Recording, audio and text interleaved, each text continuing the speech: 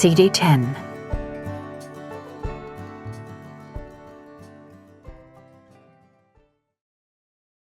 "45. Wally and Sal were leaving. Wally lifted a hand to wave before heading for the scrub. As they trudged on, a sack each on their backs, their figures morphed into the landscape and were soon out of sight. Glenn was standing beside Nebo. "Sad business." "Aye." Nebo was standing with Rosie, watching them leave. He didn't know what he felt. Sad, maybe. Strange. Too many things were changing quickly. Glenn and Tilly would wait for Salty to come back, and then they'd be the last to leave besides him and Rosie. Fred and Alice had said their goodbyes just as the sun had risen. Nebo had no clue where to go, or even if they needed to leave. They couldn't yet, anyway, Rosie had told him. Not until Elsa returned. She'd got a bit shrill about that when he tried to put another case forward. He'd managed to calm her down, especially when he said they'd wait, no matter what. He couldn't get near her after that. She'd been all agitated, but she'd be right later on. They had a good thing between them, and tonight, he'd make her feel even better again. The rain had held off last night, hadn't dumped a drop on the camp, although they'd all been worried about it. They'd packed their horses then, their tools and implements tied tight to each saddle, ready for an early morning start. They all just looked like plenty of others who were trooping around the countryside, seeking work, shelter, their next meal. Rabbits were aplenty, but a good mutton stew or a beef roast was always welcome. At least Fred and Alice would always find work. They could turn their hands to anything. Glenn and Tilly. Well, Tilly wasn't good for much, or not that Nebo had seen. Must have been good at something, for Glenn was happy enough to keep her. He said she was a good stick, nothing surer. Nebo shrugged. Who the bloody hell was he to say? He'd missed them all. They were his mates, and they'd been through a lot over the years. Some bad things, some not so bad, but there'd been plenty of mischief.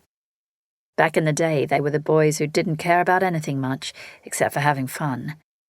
As he'd watched Wald trudge away, and Fred ride off with his horses packed, Nebo saw them in a different light. Still mates, but with the sharp edges worn off, or worn down. They were getting on in age, and who was he fooling? He was no boy any more either. He set the thought aside. Tilly called over, hands on her hips. "Reckon your sister'll be back with my Salty sometime soon, missy?" Rosie sighed aloud. "I hope so." She glanced at Nebo and looked away, not as happy as the other night, but she'd have been worried about her sister. His chest expanded. He had himself a good woman, finally. Now he had to keep her. 46. A flat, dull, grey mass of cloud sat overhead, covering the whole sky as far as Elsa could see. She stared up, but the sun was well hidden. It didn't feel like there'd be more rain, and thankfully so. The track leading out of town was heavy, and Milo was doing his best. She was relying on her memory to retrace Tilly's directions, and Ezekiel seemed to know exactly where they were. Over a crossroad, and when the track dropped to barely a path, she wondered how on earth she'd managed that night to stay in the right direction. She was lost in daylight. When the rough track eased here and there, Ezekiel would reach across and take her hand. He'd squeezed it while he talked, and she'd squeeze back. She learned he'd planned to buy dairy cows, maybe cattle, because the market had dropped out of wheat. "If I can use Jude's place as well, we'll both be better off." It was the same where she came from, but her father had no one and no money to expand. "Bigger holding," she agreed. She was used to cows around, but knew nothing of dairy. She thought of her father's farm. It would belong to Frank now, or near enough belong to Frank. There was nothing left for her in South Australia except the right to vote. While her address was still officially in that colony, she would do that. If moving, that's what marrying Ezekiel meant, then she had to hope that the vote for women would soon be passed here in Victoria. Surely after Federation in a few years, every civilised colony would adopt a suffrage for women. It made sense that if laws were passed governing all, then all were to have a say in the governing. Ezekiel had commented on the matter when she raised it. It would seem an obvious choice to make, but there are some hard and stoic heads out there wrangling the reins on our laws. I read that some parliamentarian argued that men would have their home comforts destroyed if we get the vote and want to be a part of governing the country. Ezekiel looked at her. Who would wear the pants at home if you entered Parliament? He asked, teasing her. The one who best fits them, she retorted, then blurted a laugh with him. Not long after, he said, I think this is the track. I vaguely remember coming somewhere close by as kids. Nebo would know this area well. Salty, tied alongside, stepped up his pace. Seems I'm not the only one who thinks so. A lazy drift of wood smoke on the breeze seemed to confirm it. Elsa felt her stomach swell, as much for anticipating seeing her sister again as worried for Rosie's situation. Then, chiding herself, Elsa realised that she was in the same situation. Still, her nerves were on edge. Milo had slowed, picking his way carefully along the narrow track. Ezekiel let him lead. Once or twice the horse threw his head, the whites of his eyes showing as he looked around. Salty answered him, a confident nicker, but Milo wasn't placated. Ezekiel turned to look behind them and saw nothing to worry him. But the horse had always been trustworthy, so he pulled the rifle from its holster and sat it across his lap. Mrs. Hartman's bullet box is under the seat. If she's packed rounds, load this up for me. Startled, Elsa groped under her feet and pulled a box forward. Cradling the rifle, she cracked it and checked the bullet casing to see that it was dry, then loaded a bullet into the chamber. Once done, she looked over her shoulder, but couldn't find fault in the disappearing track and the scrub behind her. Now her stomach was indeed fluttery. The wood smoke was stronger, and she fancied she heard voices on the wind. Salty was impatient. Milo was not happy. But still Ezekiel drove on, calm and quiet. The cart bobbed and jumped, and Elsa banged against his shoulder from time to time, not minding at all. She cared not to look a moment further into the future than where she was, and at least for the time being, she was happy with that. They heard a gleeful female voice first. "Salty!" The horse replied with a little dance as a woman appeared from nowhere out of the bushes. Her reddy gold hair piled haphazardly on her head. "That's Tilly," Elsa said quietly. "Mr. Barton's wife." Was all she got from Ezekiel. "Glad to see you back, missy, and just in time," Tilly said to Elsa, and flashed Ezekiel a big grin. "And you have to be Nevo's kin, no mistaking that," she said to him, and went straight to untie her horse. Leaping into the saddle, she drew alongside Elsa. "You miss Wal and Sal. They've gone. They buried the little un over yonder." She lifted her chin in the direction beyond the campfire. "They left just after Fred and Alice, and now that Salty's back, me and Glenn will be off. New South Wales, don't you know?" She nudged Salty and he trotted ahead of the cart. "A lot of information," Ezekiel commented, his brow raised at Elsa. "I helped Sal when we first got here, but the baby was stillborn." He nodded, silent, a frown deepening. Milo, still not happy, surged forward, following the other horse. Ezekiel steered him but let him have his head. Elsa's nerves still fluttered. "Why do you think he's so worried?" she asked. Then Rosie was running, holding her skirt as her feet dodged hollows in the soft earth. "Elsa!" she cried as she reached the cart. She darted a look at Ezekiel.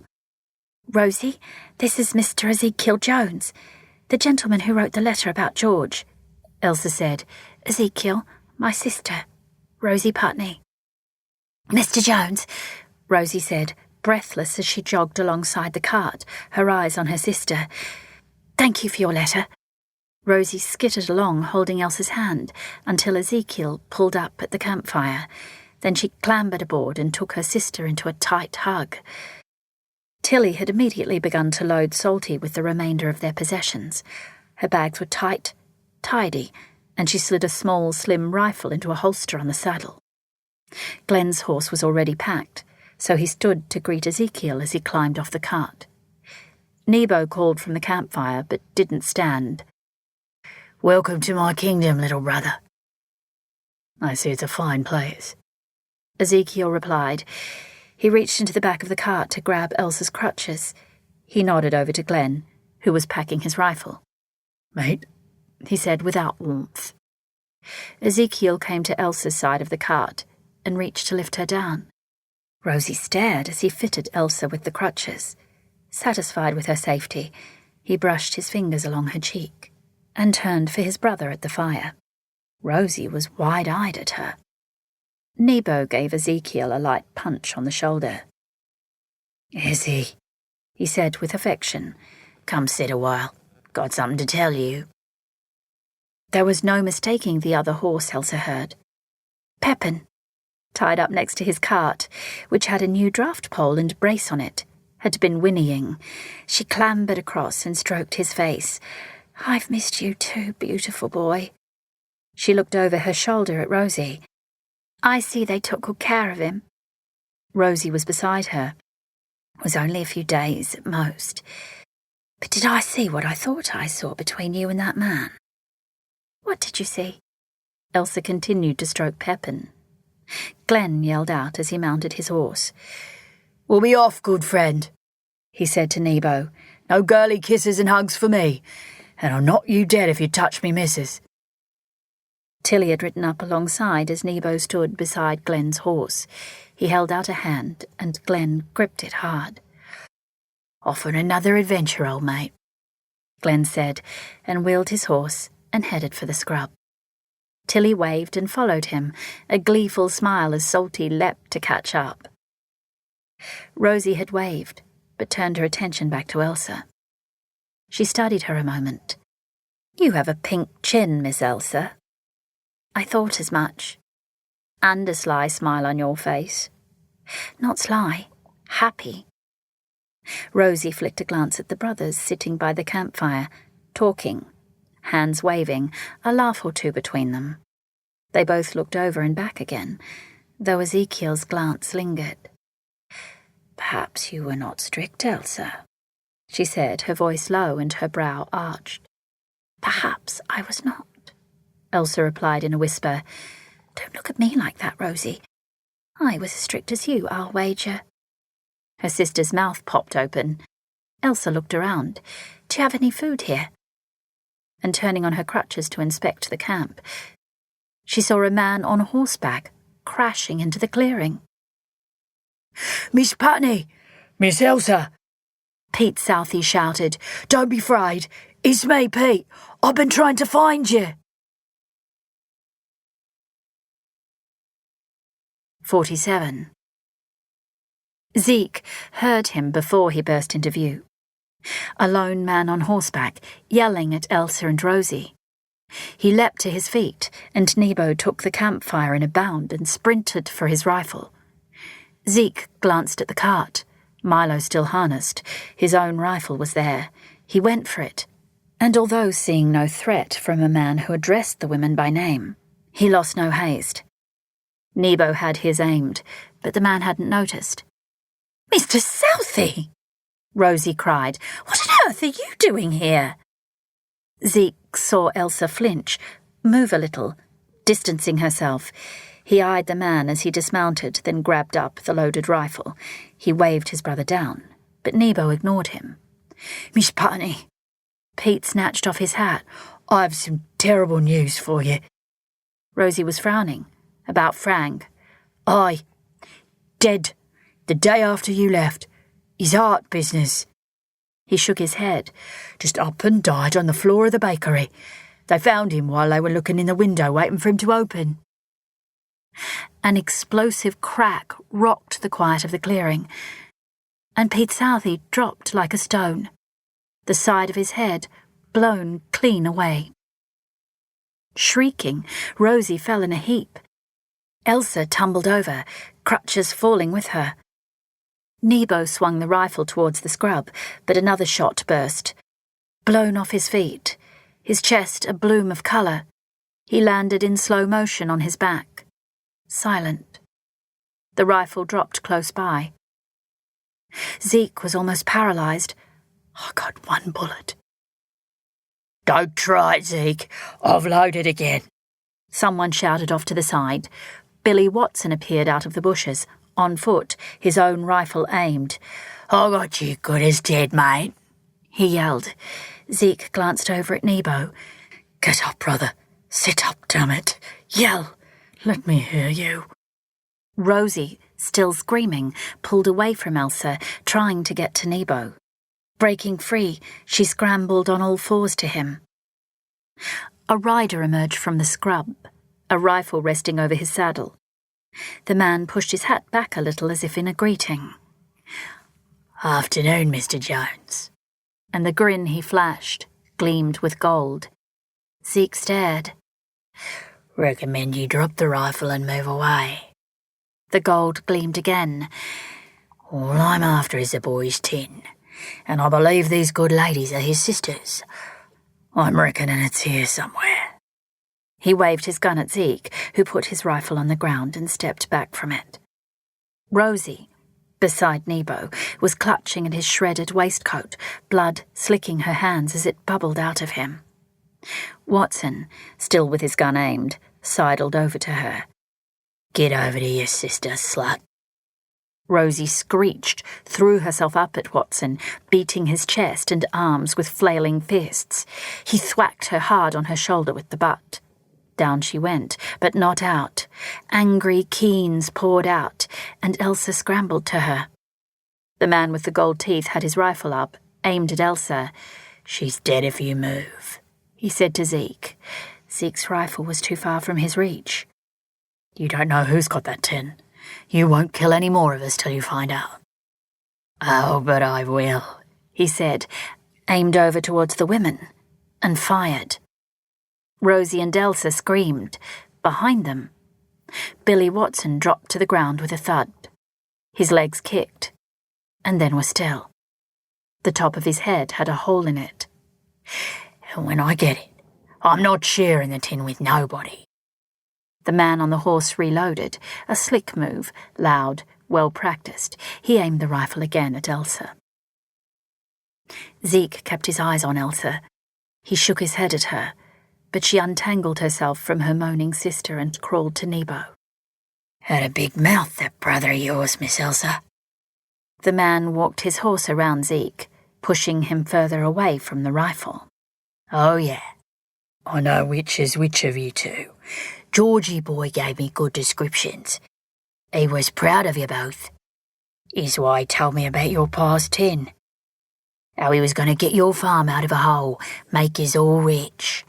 He just didn't tell me exactly where the tin was. Not even when I tried to tickle it out of him with a round or two. He already talked to the tin bin at the graves, so I wandered along and checked around both sides." He pointed the rifle at Zeke. "Nothing at the graves on your brother's place, Mr. Jones, and nothing at yours. So no point leaving him alive to finger me to the troopers." He snorted a laugh. "But your brother found him before I could finish him off." He nodded across at Nebo. Zeke couldn't look at his brother. He clenched his fists, and his voice broke. "And Jude, why'd you go there? Why stab him?" "Poor timing on my account. I knew the boy had camped there, but I thought the place was abandoned. I hadn't made up any bullets. So when I saw a fellow was already there, it took me by surprise. Couldn't have used me gun." He shook his head. "Are you alive or dead?" Zeke didn't answer. The man made a noise with his tongue, like he was geeing up his horse. Ah, must be alive. Seems not real good with a knife. You should have said he was dead. That way I wouldn't have had to go back and finish him off. He cocked his head. Or doing those nice kids of yours. Zeke's heart boomed, his sight wavered, his pulse thundered so hard he rocked. I can't move. If I go for him, I'm dead, and so are my kids. He'll kill Elsa and her sister. If I... Elsa had edged to Nebo's side and clambered on her knees to sit by his head. She leaned close to his mouth, put her fingers to his throat. When she looked at Zeke, ashen-faced, she held his gaze. Then placed her hand softly over Nebo's eyes and closed them. Zeke's heart broke. A roar ripped out of him as he lunged for the man on the horse. Another shot cracked, but Zeke felt nothing. 48. Elsa sat hunched over Nebo's body. She dared not look anywhere else but at her hand covering his eyes. Couldn't bear to see what she might see. Her own breath ragged, she heard Rosie sobbing breathily, but the raw scraping in her sister's throat had been silenced after the last gunshot. From Ezekiel, she heard nothing after his agonized bellow. Was she next?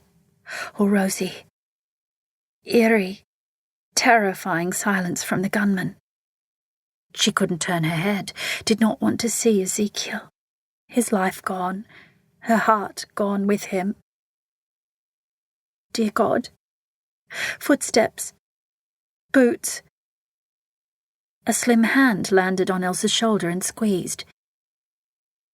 You can breathe, Missy. It was Tilly. Take a look. Your man's alive and well. Elsa stared. Ezekiel. He was unharmed, staring at his brother's prone body. She heaved in a breath past the lump in her throat.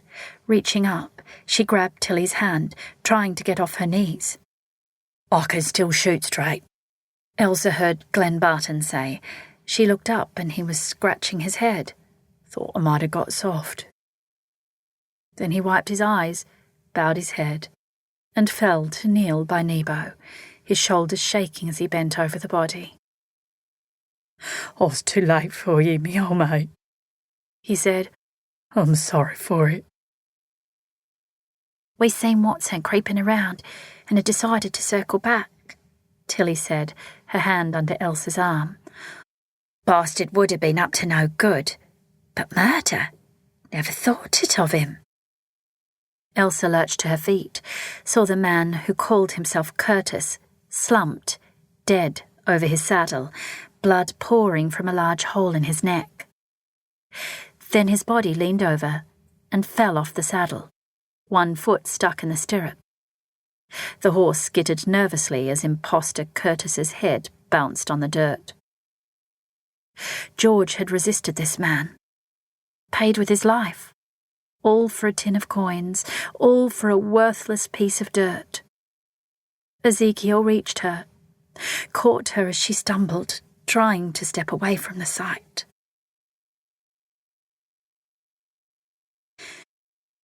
Rosie hadn't wanted Pete Southey loaded in the back of their cart, but Elsa insisted. He has to go home, Rosie. Elsa had her eye on Ezekiel. He stood over his brother's body. Rosie paced. But that means he'll be in the back of our cart for 3 days and nights. I won't allow it. What if we break down? We'll have to bury him where we stop. We can't do that. The ground is like granite. Elsa rubbed her eyes with her knuckles. That was true enough. Yes, but... He's got no family at home, Elsa, Rosie cried, still pressing her point. I know that from Frank. We should bury him here. Not with those other two, Elsa said, and pointed at a mound made of tree branches on the edge of the clearing. He might have been a stupid leery galoot, but he was just caught up in it, not a part of it. Didn't deserve to be murdered. Her shakes had stopped, finally, and her head was clearing. Rosie stamped her foot. "I insist his body stays here. Otherwise it's all too much." It sounded like the beginning of a wail, and her face had screwed up, her eyes fierce. Glenn had stepped in. "Tell you what, after dark tonight, follow Tilly and me. Take his body in your cart to the old cemetery in Casterton and leave him at the gate. The good folk there will look after him in the morning. He'll get buried all proper like. How's that?" Ezekiel's eyes were red-rimmed, his face gaunt. He stood by Elsa's side. "That's a good idea. Then you and Rosie can come on to my place before you decide." "Rosie needs to get home, Ezekiel," Elsa said softly and looked at her agitated sister. "Best to leave quickly." She almost couldn't believe what she was saying, knowing what it would mean to her. To him. The weight of it filled her chest. "I have to go with her," she said, hoping the tremble in her voice wasn't noticed. Ezekiel, bleak, started. "I know. But Elsa, I can't let—" "Please don't. If I wait, it'll hurt too much," Elsa whispered, gripping his arm. She turned to the others. "If someone is willing to do it for us now, we need to get supplies for 3 days. Rosie has money to pay. Then we follow Glenn tonight, like he said, and leave Pete at the cemetery." She took in a breath and glanced at her sister. "We'll head straight back to Penola from there." "In the dead of night?" Ezekiel wasn't happy. "And you and Judah can bury your brother." Her chin wobbled. Ezekiel had said earlier that he'd take Nebo in Mrs. Hartman's cart and bury him at home on the hill. Rosie threw her hands in the air. "At last," she grumbled. "Someone making sense." She looked away, and Elsa knew that her sister felt she'd won a small victory. "I'll go get your supplies," Tilly said, then pointed to where the 2 dead men lay. "No one will find that lump over there in 100 years, but let's not waste time just in case." She memorised a list from Elsa, took Rosie's money, and on Salty, headed into town. "Let's get Nebo into your cart, Zeke, before we deal with that." Glenn tilted his head at the other 2 bodies. In the cart, they covered Nebo with his swag, and Ezekiel sat with him. Tiredly, he wiped a forearm over his face, then palmed his eyes. Glenn took up Mrs. Hartman's shovel and the pick and headed towards the other 2 bodies. Ezekiel followed, reached for Elsa's outstretched hand as he passed her, pressed it to his lips, and let her go.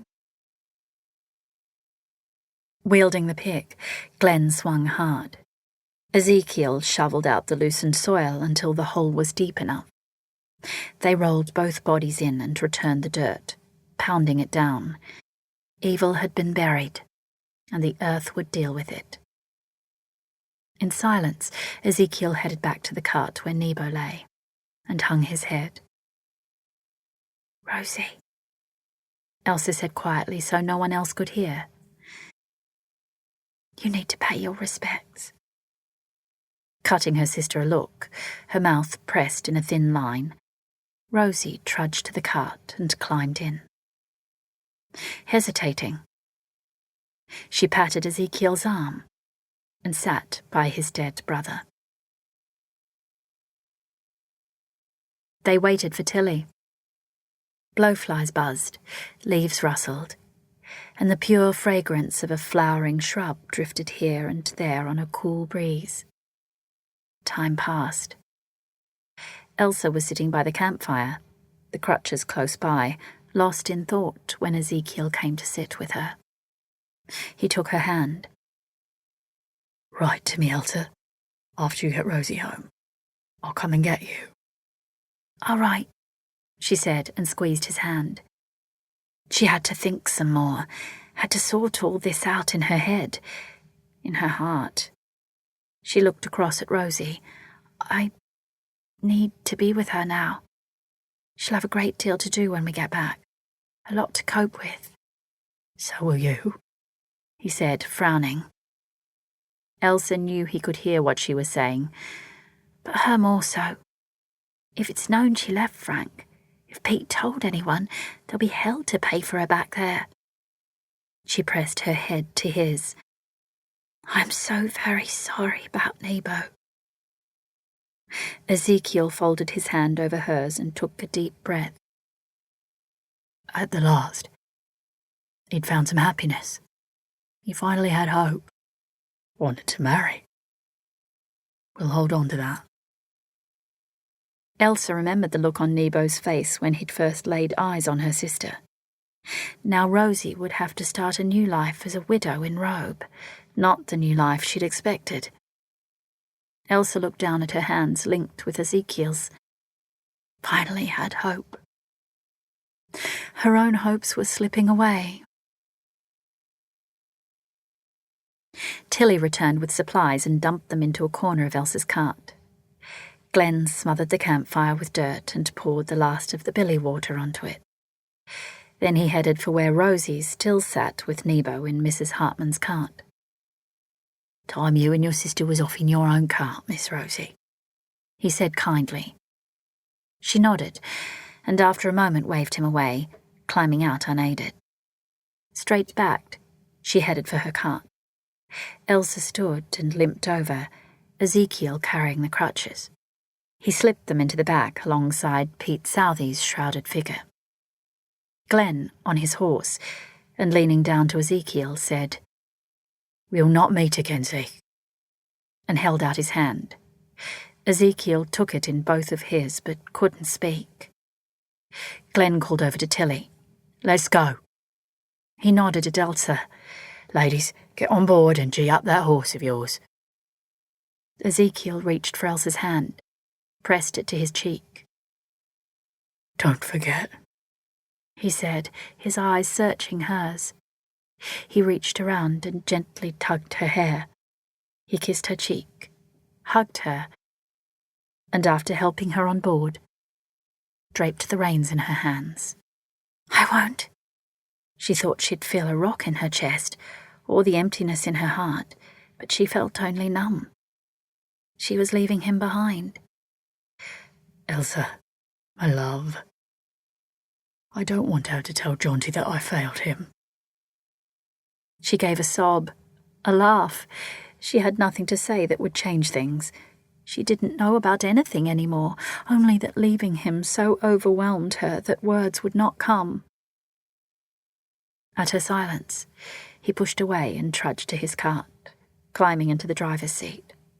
He lifted his hand in a wave and gave her a long, last look before he flicked the reins. Milo trotted away, taking Ezekiel and Nebo. Elsa glanced at her sister, who stared without tears into the distance. Dry-eyed herself, her throat aching, she thought how hollow her life would be without Ezekiel Jones in it. She couldn't face that yet. Wouldn't weep. She'd never get home otherwise. There were things she had to do. Rosie, Frank, the farm, the bakery. Her last brother was gone. Her pa was gone. There were things... She felt the shriek rise in her throat, but she couldn't scream. Wouldn't. She gee up Pepin, and he trotted after Mrs. Hartman's cart. Following Glenn and Tilly to the Casterton cemetery at the turnoff, she knew Ezekiel had gone on straight ahead. Her heart wrenched. Tears came. They left Pete Southey's body by the gates. As Glenn and Tilly waved them off, Elsa turned the cart for Panola. Now leaving Ezekiel was real. 49. Elsa had given up trying to draw Rosie out. The first night had only been about finding a safe place to camp. Glenn had directed her to the Panola Road and had given her clear instructions about how far she could travel before stopping. It narrows in some places, he said, and in the dark you might veer off the main road by mistake. Pepin had to be unharnessed for the night. Rosie refused to touch anything in the back of the cart that had touched Pete Southey. Ridiculous. Elsa thought. A few snappish words were exchanged before they bunkered down, huddled together on the thin mattress. They only used one blanket against the cool night air. In the morning, drawing well away from Casterton, Rosie was still quiet, answering only when spoken to, not offering conversation. She'd taken over the reins from time to time, but never for long. She was too distracted. By the third morning, their arrival back in Robe due some time later that day, Rosie was becoming increasingly agitated. Home felt close, but Elsa couldn't be sure. They hadn't dilly-dallied driving back, so as the sun began to lower, she hoped she'd recognise some landmarks soon. Every so often, she imagined she could smell salt air on the breeze, but wondered how much of that was wishful thinking. Elsa reached across and squeezed her sister's hands. "I'm sure everything will be all right, Rosie," she said, then flicked the reins. Pepin picked up a little pace. Rosie was hanging onto her seat, her hat tied tight, her face creased in a frown. Rigid, she looked as if she was hanging on to more than just the rail of the cart, almost as if letting go meant that she'd fall apart. Elsa feared all would come crashing down on Rosie if she didn't let go of something. Elsa understood. So far, her own life felt as if it had already fallen apart. Everything had been so ordered before she received Ezekiel's letter about George, before Pa died, before they'd left to seek out their dead brother's belongings. How was she ever going to be able to go to Ezekiel Jones now? It was beyond her. "I'll keep the door slammed shut on the damn bakery," Rosie had burst earlier. Elsa thought about that. But perhaps if you reopen it instead, you'd have an income. She hoped it might allow her to return to Casterton, but as another tirade erupted then, it didn't seem likely. Rosie needed her, she'd said, with or without the bakery. She made it plain, and even if she hadn't said so, it was clear Rosie would not fare well on her own. Her throat tight again, Elsa tried to push thoughts of Ezekiel away, just as she'd done time and again, unsuccessfully, since leaving him. "First thing I'm going to do," Rosie said suddenly, "is go and see Mr. Milton about Pa's will." But she hadn't spoken of Frank at all. Elsa had to ask, "Did Frank make a will?" "Would I know if he had?" Rosie snapped. "You were his wife. You should have said." "Well, hopefully Mr. Milton will have a copy of it if he did." Salt was on the breeze again. "Can you smell the sea, Rosie?" Her sister squinted into the afternoon light and twitched her nose. "I think I do." "Not far now, then." "I want to go to the farm," Rosie said, staring ahead. Elsa inclined her head. "All right. We have enough food for tonight if we're frugal." Tilly had done well on the small budget Rosie had given her. "Then we'll go to the town tomorrow morning, although I can barely bring myself to face it." Rosie looked away, her chin puckering, her mouth tightly closed. "It might not be as bad as you think." Elsa bumped her shoulder, but got no response. Pepin knew where he was. He picked up speed, his ears flat, and threw his head back and forth. Elsa let him speed up. She, too, was keen to get off this road. They'd arrived at the hut, to see the place almost devoid of any possessions. Someone had been along and helped themselves to what little there was. Dismayed, feeling the weight of futility and the injustice of it, they spent a restless night's sleep on the floor on their old mattresses that they'd carried in from the cart. Despite being deflated, crotchety, and tired beyond measure, Elsa couldn't muster the rage at the loss of their meagre pieces of furniture. The next day, they harnessed poor Pepin once more and drove into town.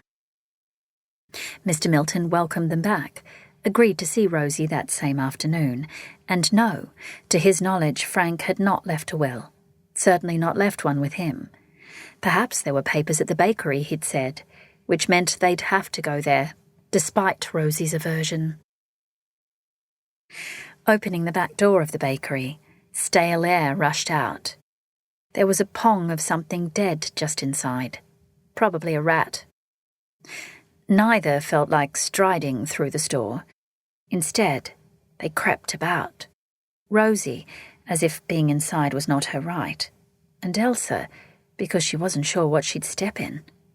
Rodents had been having a lovely time amongst the goods in the heat, and thanks to Frank having laid poison, there was more than one dead rat strewn on the floor.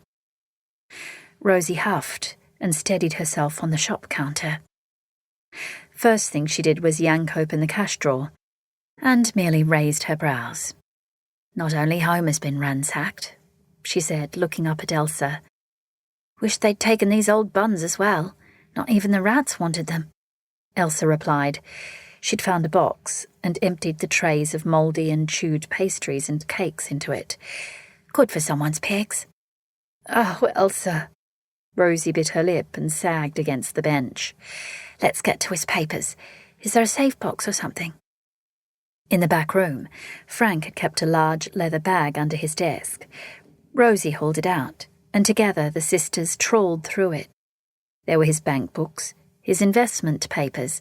Rosie hadn't known of any investments, and there, shining a light on their day, was an envelope marked Last Will and Testament of Francis Putney. Rosie sighed and began to open it. Don't do that. You know what Mr. Milton said. Pa's will, yes. But there's more than one, but I'm not so sure about Frank's will. Your appointment is at 2, Rosie. Leave it till then, Elsa urged. That's more than 3 hours away, her sister cried. Elsa took a deep breath, despite the stink in the store, and squared her shoulders. Time enough to visit the cemetery, then. Rosie squeezed her eyes shut, slapped the sealed envelope on her palm, and nodded. That afternoon, they sat in Mr. Milton's office, an old table in Mrs. Milton's parlour room. It was jammed against a wall, and a pigeonhole shelf had been hammered above it. It did feel strange to sit crammed against one another in the front room, watching the retired solicitor peer at the wills. Quite right, he said after reading. All in order. This one of Frank's is straightforward. In the event of his death, you are to administer his business, Rosie, and take over the ownership of the bakery property. Any debts are to be paid from his bank account, and the residual paid to you. You are entitled to keep the account open and operate it yourself, and the bank looks favourably on you keeping his investment shares. He studied the names and figures, small as they are. However, he has left no stipend, my dear, and the shares don't look worth overly much. He checked Rosie's response over the rim of his spectacles. Taking her silence to mean she didn't understand, he said, That means you must work for your living, or marry again. I presume you could reopen the bakery. Rosie remained stony-faced. He studied Rosie. My dear, Pete Southey was known for his tall stories. Whatever he said about the situation between you and Frank, rumours are all they are. Today, instead of bugs, he had remnants of his lunch in his beard. Crumbs periodically worked their way out of the healthy white bush on his face and fell onto his lap. Rosie took a deep breath, tapped her clasped hands on her chin, and nodded. Elsa filled the silence. And our father's will, Mr. Milton? He set Frank's will aside, found his letter opener again, in front of him, and sliced open the envelope he'd stored in his files. No. This one says all goods and chattels and the farm to go to his only surviving son, George Curtis Goody. Dated, let me see. He glared at the date on both wills, 2 years before this one. He shook the unopened one at them, the one they'd carried to Casterton and back. Rosie huffed, her impatience evident. Well, not evident to Mr. Milton. Elsa nodded at him. Please go ahead. He opened it with a flourish, read down the page, and began at the top again. It's been crudely written, but it has a witness. Tell me, is this his handwriting? He waved it at Rosie first. who looked at Elsa. Elsa checked. Yes, it is. Rosie would scarcely have known if it was her father's handwriting. And who is his witness? She had tried to catch the name. Mr. Milton glared at the page. Peter Southey. Rosie groaned, and so did Elsa. The old lawyer looked from one to the other.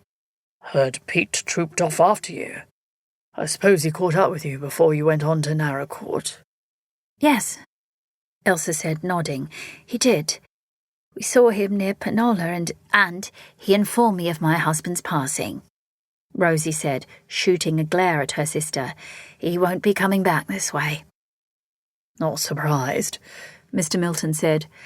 Some men get the drifts, late in life, especially if they don't have anything to stay for. Work is tight, all of that. Probably a good thing. Wasn't a great addition to society around here, was he? He missed Rosie's squinty glare. Now, you two ladies, you should have your own wills prepared. Let's get that underway for you. Our father's new will, Mr. Milton? Elsa pressed. Mind like a sieve. Mr. Milton skimmed the paper and looked over his spectacles at both women. Here's written that the farm and goods and chattels should go to his last remaining child or children, to be owned jointly if that is the case. He sat back and stroked crumbs from his beard. Most unusual not naming names, but clearly you both have ownership. Rosie sighed and flattened her hands on her lap. Elsa felt like a pond into which a large stone had been dropped. The implications of her father's will kept coming at her in ripples, wave after wave, rolling over her thudding heart, and opening possibilities she never really believed would come her way. An hour later, they left Mr. Milton's, their own simple wills done, and were driving back to the farm. Pa must have had an idea that George might not survive us, Elsa said, as the revelation kept breaking over her. That would appear so, and Pete Southey, Pa's witness, already knew one of us would inherit. I didn't think he could read. He never said. No wonder he was keen on you, Elsa. Thanks very much. For the first time, Rosie cracked a laugh. At the farm, Elsa dug out a pair of George's cast-off trousers and one of his old shirts, shook them out, and changed into them. She pulled on a pair of boots. Rosie only raised her brows. I'd be wearing these for work, and there's work to be done, Rosie. Weeds to be pulled, the well to be cleared. If we're to stay here at the hut, then we need the vegetables harvested, what's left of them, and to replant for a new crop. The house needs repairs, the fences need... She stopped at the look of despair on her sister's face. Do you even want the farm, Elsa? Really now?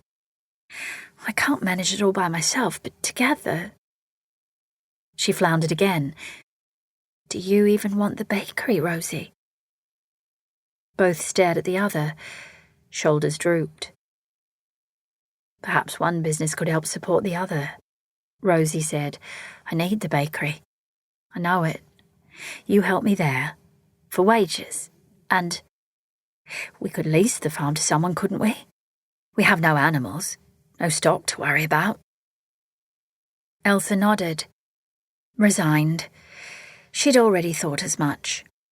The door that had briefly opened to her here on the farm, after her father's will, was closing, and the glimpse of a new life in Casterton further away than ever. Rosie, the runaway woman, needed her here in Robe. Elsa, who'd been the stoic, stay-on-the-farm woman, had found life elsewhere, but wouldn't go. Couldn't go and leave her sister. She looked around the hut, at its gaps and its cobwebs, its floor with broken boards, and with dirt and dust clinging to every surface. She thought of Ezekiel's home of timber, of smart tongue and groove, of a big veranda, of lively children, of his smile, of his arms around her, of promise. She thought of what she'd found, the very thing she'd never known she was missing. Elsa breathed in long and quietly and slowly let it out. She was letting go of something so new, so untried. Why did it hurt so badly, so deeply? She'd been swiftly cut with a blade, and healing from it would be long and hard. She would write to him, but only once she'd found the right thing to say. She didn't have the right words just yet. 50. Voting day has dawned at last. The 25th of April, 1896, will go down in history. Elsa sprang out of bed. The weather, rainy and cold all week, had turned fine, and so far this morning the sky was blue and cloudless. Oh, nothing would take Elsa's mood down today. Well, something will if I let it. But just for once, today, she must try and not think of him while she went about her business.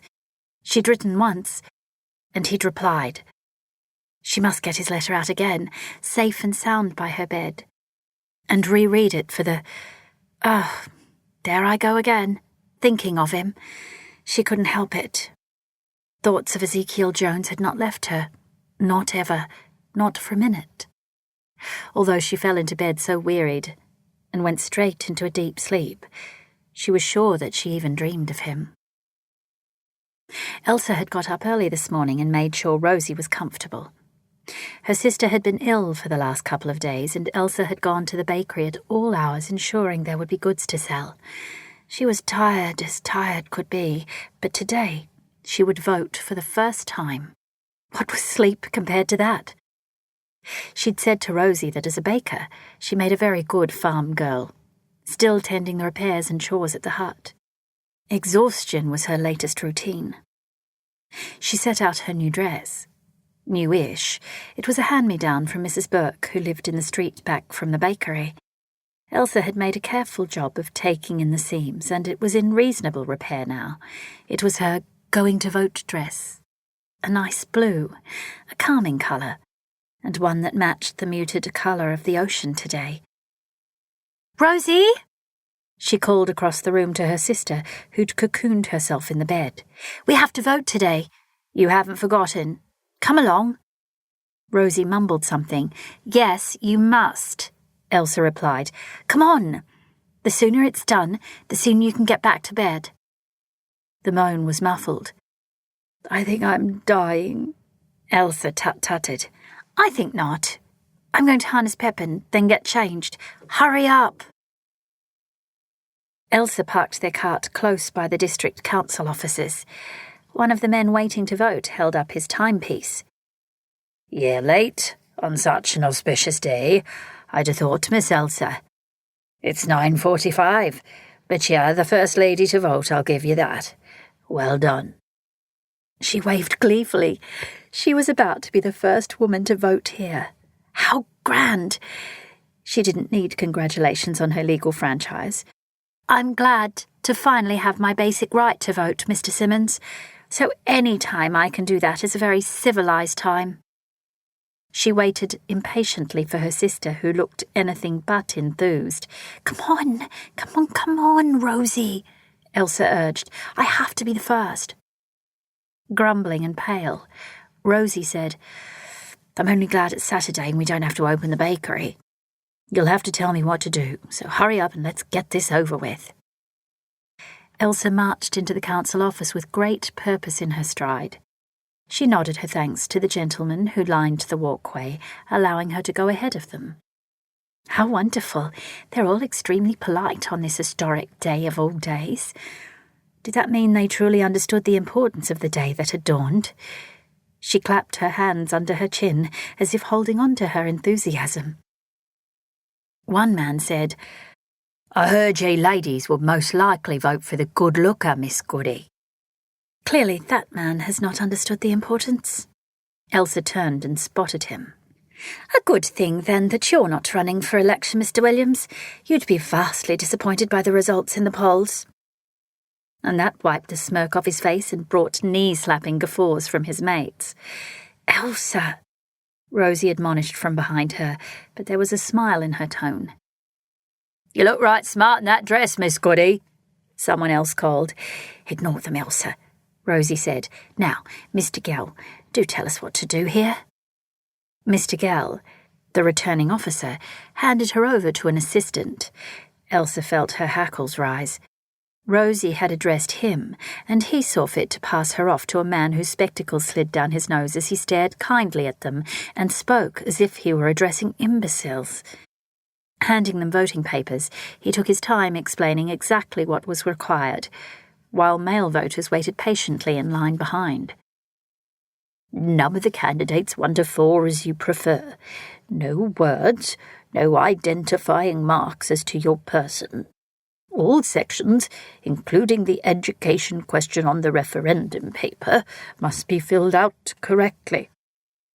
A cross in only one box, either yes or no on that paper, else your vote will be invalid." "Thank you, sir, for your kind explanation, although I do see that it is plainly written as such on the papers," Elsa said, her eyes alight. He ducked his head towards her and smiled. "Ah, but we don't want our first vote to be an invalid one now, do we, miss?" "We certainly do not want that," she answered sweetly, instead of stomping on his foot. Elsa tugged Rosie with her, heading for the curtained recesses to cast their vote. Between her teeth, she said, "After all this time, Rosie, we absolutely don't want that, do we?" "Now, you'll have to tell me who to vote for," Rosie said, still snippy. "Vote as you think best, and keep it secret." Once the vote cards were handed back to the box at Mr. Gell's table, Elsa beamed for the first time since returning from Casterton. "I'm so happy today, Rosie, that you and I have cast our first vote to have a say in who governs us." "Still so naive, Elsa." Rosie pushed her way outside, heading as quick as she could for their cart. She flew around the other side once she got there. Startled, worried, and hurrying to reach her, Elsa saw her sister double over and retch. It had been a slow journey home. They'd had to stop a number of times along the way. Once back at the farm, Elsa had put Rosie to bed again. Now she sat, with Ezekiel's letter on her lap, open but not reread this time, and tried to absorb what Rosie had told her. There was no doubt in her sister's mind that she carried Nebo Jones's baby. Elsa had blinked at her. "Not Frank's. For goodness sake, Elsa," Rosie had said, cross and tired at the same time. "Definitely not Frank's." "But you'd said that a duty to be endured." Rosie had sighed. "It was different with Nebo. Very different. I wanted to find out. I found that it was a thing to be enjoyed after all." Then she pitched forward over the bowl. Elsa had rubbed her back, wiped her face with a wet cloth. "And only you and I know that my life with Frank was anything but what it seemed," Rosie said pointedly, sliding a glance at her before spitting out the last of the bile. "You're to tell no one of Nebo." Elsa had taken a moment to work out what she meant. "You mean to say you'd let people think that the baby is Frank's?" "What else to do?" Rosie cracked at her, bleary eyes red-rimmed and streaming. "I'm a 40-something-year-old woman who laid with a man not my husband, and before I was widowed. Of course I must say it's Frank's." But she held on to her middle and her features softened. "But I never dreamed I could have a baby. I never dreamed I could." Astounded on all fronts, Elsa had sputtered, "But you loved Nebo. You must have, to have been with him and—" "Not love, Elsa. It was far too soon for love. It was a need or something, a longing. Oh, I think he could have loved me." For me, he was a delightful, irresistible rogue, but... She faltered, seemed to search for the right words. He had no house, no land, no work. I would have been living in a camp. Many people do, with no prospects, and that is not for me.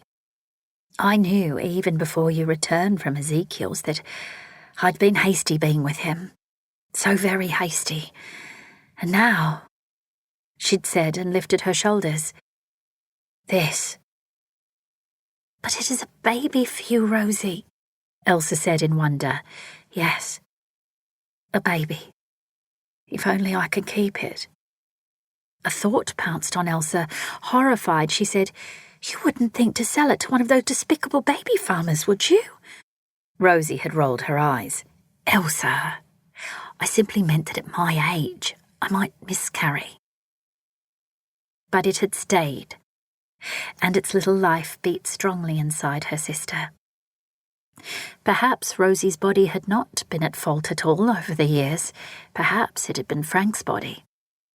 But everyone knew that the woman was always at fault, either for being barren, or for having female offspring, or for having a baby at all, especially out of wedlock. Always her fault. She was congratulated if a boy was born. Where was the science? Certainly not in any newspapers she'd read. Elsa was thankful that her own monthly course had arrived, right on time. Far too soon for love, Rosie had said.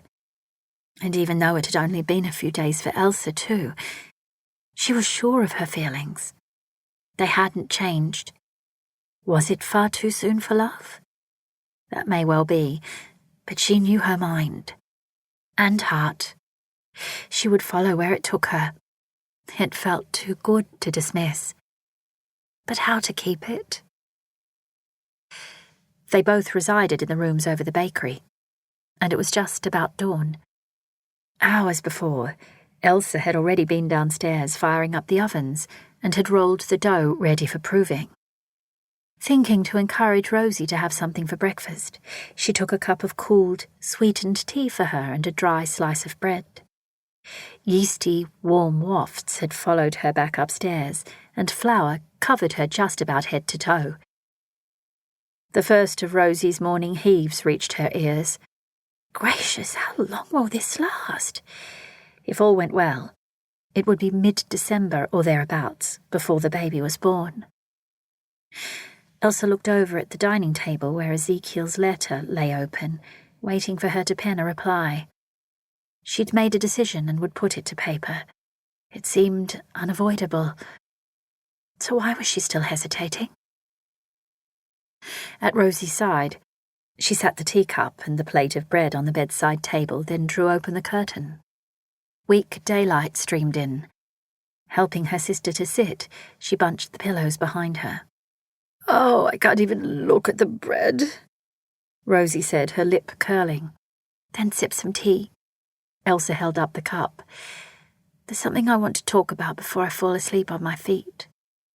Rosie glanced at her, her frown dark. Oh, is that right? I'm the one throwing up my stomach all day and night, yet you were asleep on your feet. Poor you. Elsa let it go. It wouldn't make any difference reminding Rosie that working for 20 hours of the day was taking its toll. Instead, she took a deep breath. Yes, poor me. And so I've come up with a solution to our predicament. Rosie waved a hand dismissively. What predicament? It's only a short time until the baby is born, and you're quite right. I'll be able to work after. So I don't see things need to change now. You'll just have to find the energy until then to stop. Elsa held up a hand. That's not what I meant. I'll write to Mr. Jones and tell him of our situation. Even firm in her convictions, she felt the burning flush spread across her face and rush down her neck. Rosie's mouth dropped open. You will not. I will. But it's a scandal, Elsa, about me and about Nebo. We will tell his family. Rosie looked aghast. We won't. I can't have you telling anyone. You know that. I, for one, Elsa said. "We'll not be telling anyone here about the father of your baby. Therefore, no scandal." She sat up straight, the cup of tea in her hand hovering close to Rosie. "It's sensible. It's right and proper that—" "No, it's illegitimate!" Rosie shrieked, throwing her hands up before she snatched the bowl and coughed over it. "I forbid you!" she barked between spits. "Forbid me? I don't think so." Elsa whisked away the cup of tea before her sister knocked it from her. "We must also put the bakery up for sale to see if it attracts a buyer." "Elsa, no. You must work the bakery. You must." Rosie groped for her hand. "We can't sell it. How will we survive without it?" "Be reasonable. I can't work the bakery and the farm. It's too much for me, and we can't afford a worker for either place." "Sell the damn farm. It's useless." Elsa's shoulders fell. There's not much point trying to sell the farm. "Abandon it, then. God knows it looks derelict." That hurt, but it was close to the truth. Rosie gulped again, screwed up her face, and clutched the bowl. Elsa handed her the damp cloth and watched her sister drag it over her face and neck. "I'm not a baker, Rosie. I'm a farmer. Or, if you'd rather not call me that, I'm a woman who knows how to work a farm. I can't abandon it." "And I'm not a farm person," Rosie shrilled. "I can't live out there on that lump of dirt without even a decent roof over my head." She thrust the cloth back at Elsa, fear and anger etched on her face. Drawing in another deep breath, Elsa said, "Then I'll be writing to Ezekiel, and I will post the letter today." Rosie stared at her and began to gulp. The bowl hovered under her chin, but nothing happened. Her eyes widened, and her breathing was shallow, but it wasn't anything to do with pain or with the baby. Rosie was thinking. "I can't stop you writing," she said. "You can't," Elsa replied. "I have to do what's right, for all of us." "I will not take charity." Rosie was tremulous. "You must stay with me, and we will work this out together. You must, Elsa. No one here must know about Nebo's child. Their family would be disgusted with me. Nebo is dead. They might think—" "Promise me you will not write to him," she cried. Elsa's heart pounded. Suddenly she wanted to be sick too. The future was so unknown. But if she didn't explain to Ezekiel, didn't give him a reason for her absence, then she hadn't tried everything she could, for herself, not only for Rosie and the baby. For Ezekiel too. She wouldn't be dishonest with him. She couldn't be. Rosie seemed to be weighing up her options. Her mouth pursed and her voice cracked. "You don't have to write to him about it today, do you? Just give me a little more time to become calm, to think more clearly. I'm not my best right now." Elsa thought it over. Anything could happen in the next few weeks, she knew. Early life in the womb could be quite precarious, Rosie had said. "All right. I won't tell him yet." She had a sinking feeling. Rosie reached across and squeezed Elsa's hands. "I'll feel better soon, I know it." "I hope so." An overwhelming fatigue struck, and Elsa tried to disengage her hands. Rosie's grip tightened. "But no matter what, Elsa, you won't leave me alone, will you?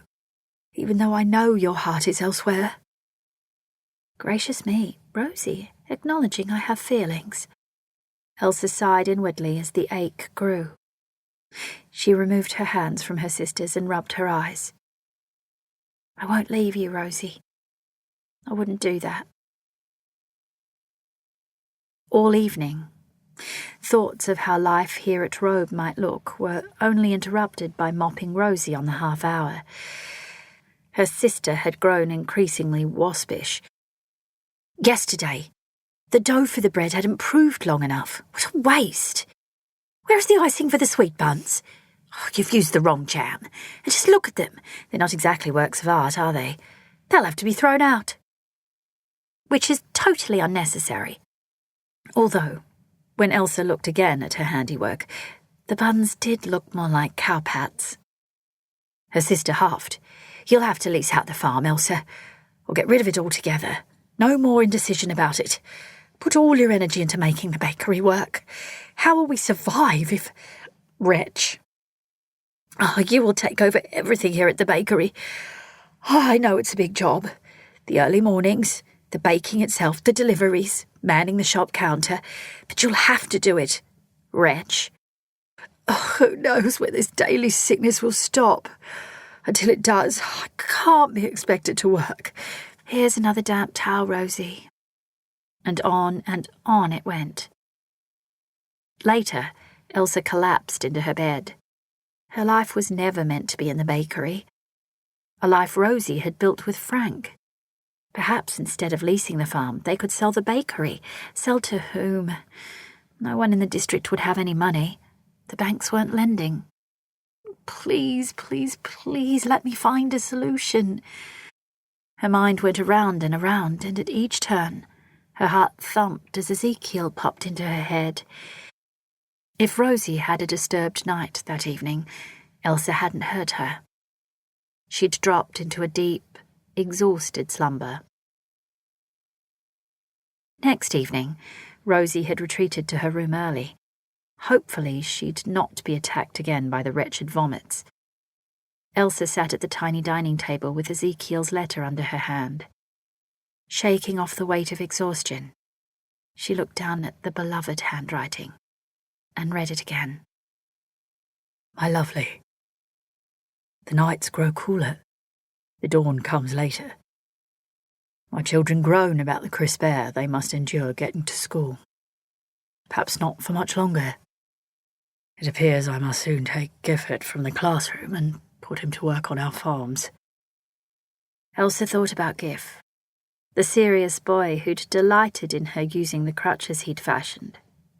She wriggled her foot, barely a twinge in it now, and she tried not to favour it at all. Gracie's doing so well.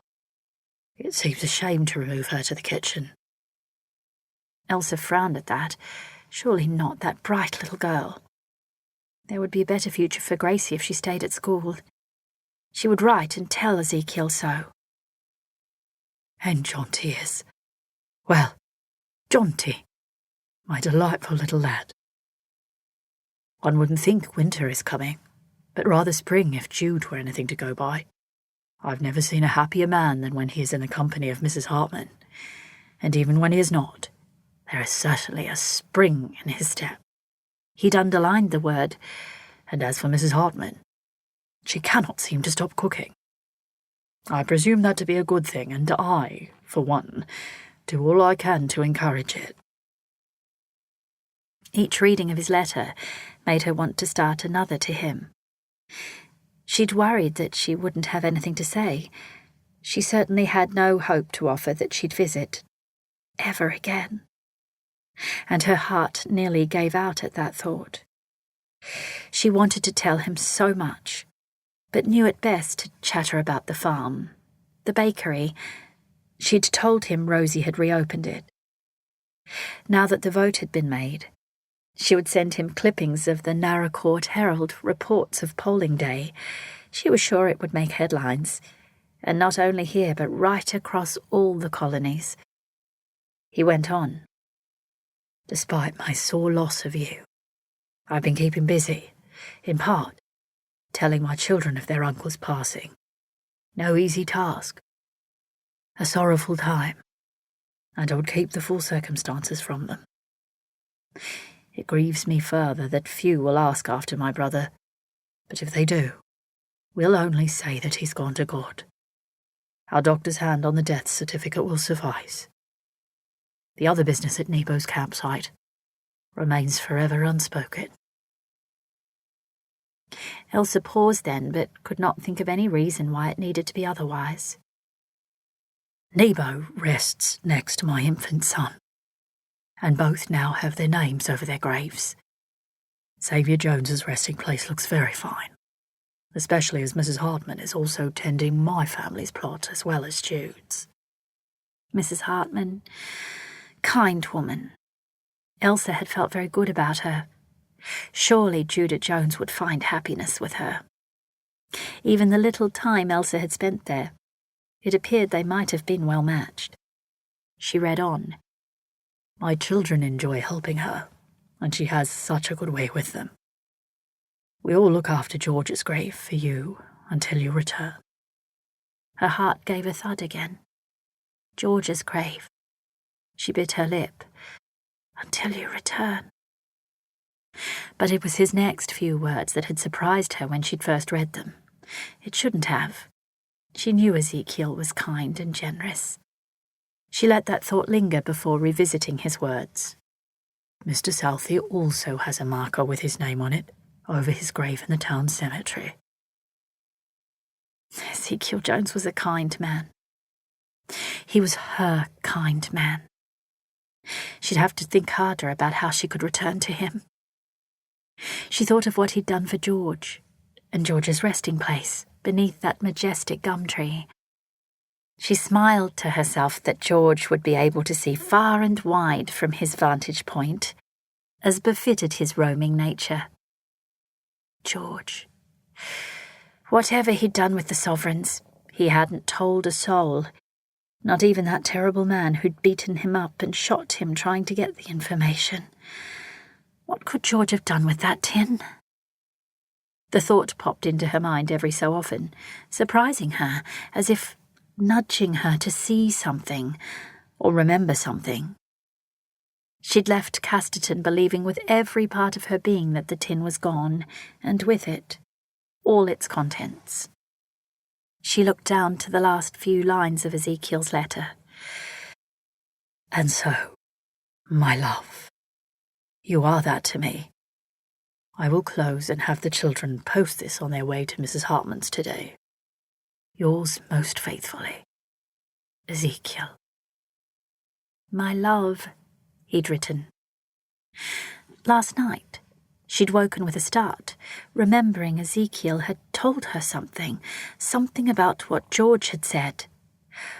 On the edge of her memory, it had refused to be coaxed forward, and just this morning she remembered something of what that horrible man had said. Rosie called out again, and Elsa tramped to her room. Her sister's head pitched over the bowl, the wretch loud as Elsa wrung out a cloth and wiped her face. Gracious me! Rosie and a baby, a bakery, and a farm. Only Elsa to provide the hard physical work. How was she going to survive all that?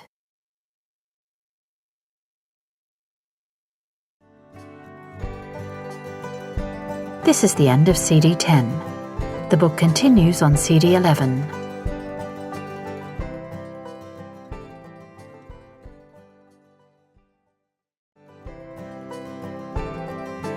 CD 11.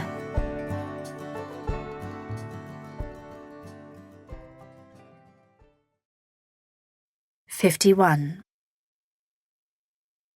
Lily stood up and stretched. Thank goodness it was a cool day again. At least the rain had loosened the soil enough to pull the weeds, without her pulling a muscle. Her Ane Segala rose cuttings looked very healthy indeed. Soon dear Nebo would have mauve blooms at the head of his grave, just like the others had. She was sure that now he wouldn't mind having a pretty display when the flowers came out, even though he had been a very tough man, like all the Jones men. She gazed at the handsome timber cross Ezekiel had turned for Nebo's grave. Even tough men could show great emotion for those they loved. She dusted off her hands. The children were packing the cart with the tools now that they'd finished tending their mother and their little brother's resting places. She glanced at the tenderly crafted sign Ezekiel had made for Xavier. Another beautiful name for a Jones boy. He'd promised that they'd both have proper headstones as soon as it could be afforded. Jude was here today, He looked across and winked at her, lifting her basket of fruit pies from the cart. The children let out whoops of delight. Since arriving, they'd been looking forward to the sweet treats. Oh, family, family. Your bellies are full, Jude said, nodding towards Gif and Gracie sitting on the cart, legs dangling and jaunties splayed in the dirt. Off you go to your father.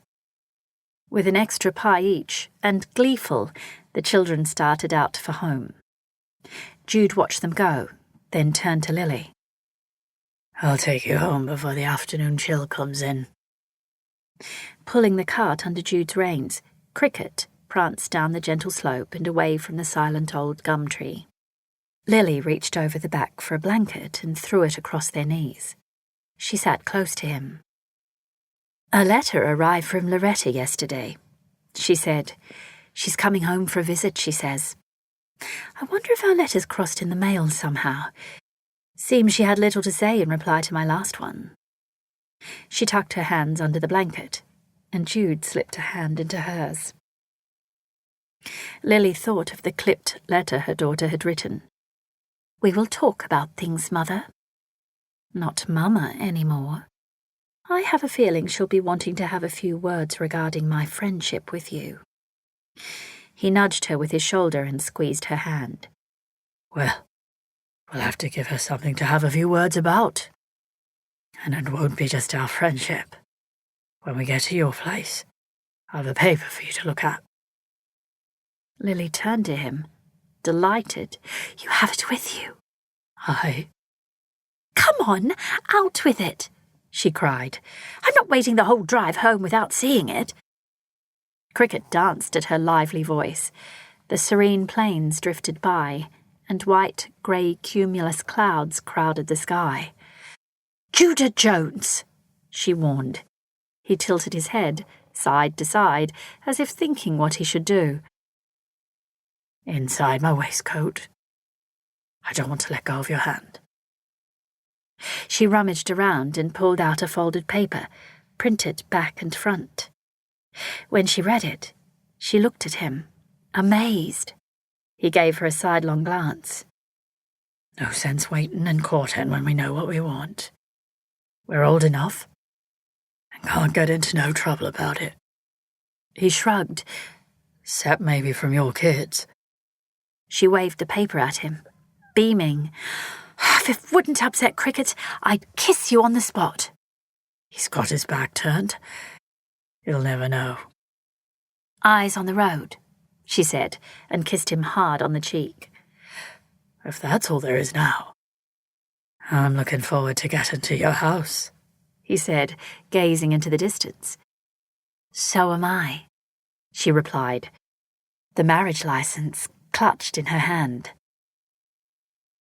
In the days after Nebo's funeral, they'd drawn closer, laughed more, shared more.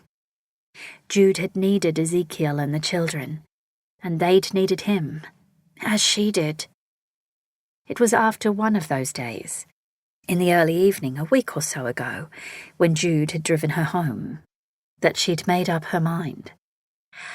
I have an apple pastry that needs a man's appetite. Would you join me, Judah? He'd whipped off his hat, kicked off his boots, and followed her inside. Well, after watching him demolish the pastry, she'd certainly made a good job of seduction, if she did say so herself. When she took his plate away and topped up his glass with an elegant Madeira, she'd need to find herself another bottle. She took his face in her hands and kissed him. And when he stood up, happily dazed, she took his hand and walked him to her room. How splendid he was without his shirt on. Her gaze had drifted to the thick wad of bandage at his side, nearly ready to be removed, and she reminded herself to be careful of that. But it was the broad, flat chest, with its sprinkling of silver and dark hair, that most took her attention. He worked tough, this man, and he'd been tough on himself. The years on him showed proudly, and they warmed her heart. She loved him for it, loved the scars here and there, a crude stitch mark, the bent forearm where a break had not healed properly. She ran her hand down to his belly, a little plump, attesting that perhaps he'd started to enjoy life. She loved that too, and smoothed her palm over it. She'd turned for him to unbutton her dress, and she stepped out of it, letting it sigh to the floor. Her shoes shaken away, she waited for his pants to drop. He'd lifted her chemise over her head and loosened the strings on her knickers. "I'm not youthful anymore," she said, standing still under his gaze, a game tilt of her chin. He took the soft weight of her breasts in his palms. "You're ageless, my dear girl."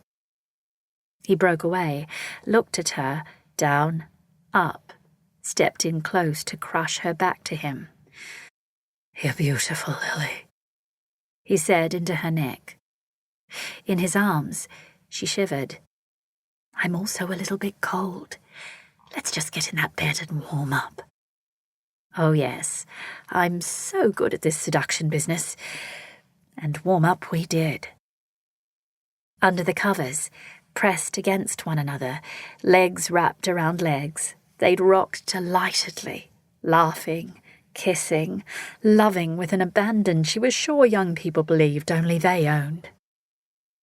Jude was strong and giving, and she enjoyed the easy familiarity, the tacit understanding that this was right and good and all theirs. How she loved this man, how she wanted more. And in the morning, just as he was to head back to his place to fix fences, he had said he didn't want to wait to marry. Now she gazed happily at Judah. He glanced briefly at her, grinning widely as she waved the paper overhead, before he snapped the reins for more speed. The document she held in her hand meant they could be married as soon as they found a pastor agreeable. They took the turnoff into Lily's driveway, and Cricket sped up the home stretch. As the cart rattled and shook over the wheel ruts, she hooked her arm around Jude's and pressed closer. It was a grand feeling, this feeling of belonging, of being loved for herself again. This knowing that she could start her life all over with a man she trusted without reserve. A man she knew would be by her side for as long as was forever for them. She'd closed her eyes, had her head on his shoulder a short while as her thoughts drifted when she felt him stiffen. Lily looked at him as he stared ahead, and turned to stare at what had caught his attention. They weren't far from her house, and she could clearly see that two young women stood on the veranda, one of whom she knew. "Loretta! That's my daughter, Jude. Oh, how delightful!" But the vision of her daughter gave her a start. There must be something wrong for her to visit unannounced. Perhaps it was about Edward. Or Oliver. "All growed up. Hat, gloves, fine-looking dress. Pacing up and down, too. Looks like your daughter might be worried about something, Lily." His voice was soft, and his words worried her a moment. She clutched his forearm. "My thoughts, too. I'm so pleased to see her, but this is such a surprise." She straightened in the seat as the cart drew closer and waved. Loretta's response was merely a half-hearted, quick lift of her hand. Her companion, standing alongside, seemed poised and prim, her dress similar to Loretta's, perhaps a friend who'd accompanied her home.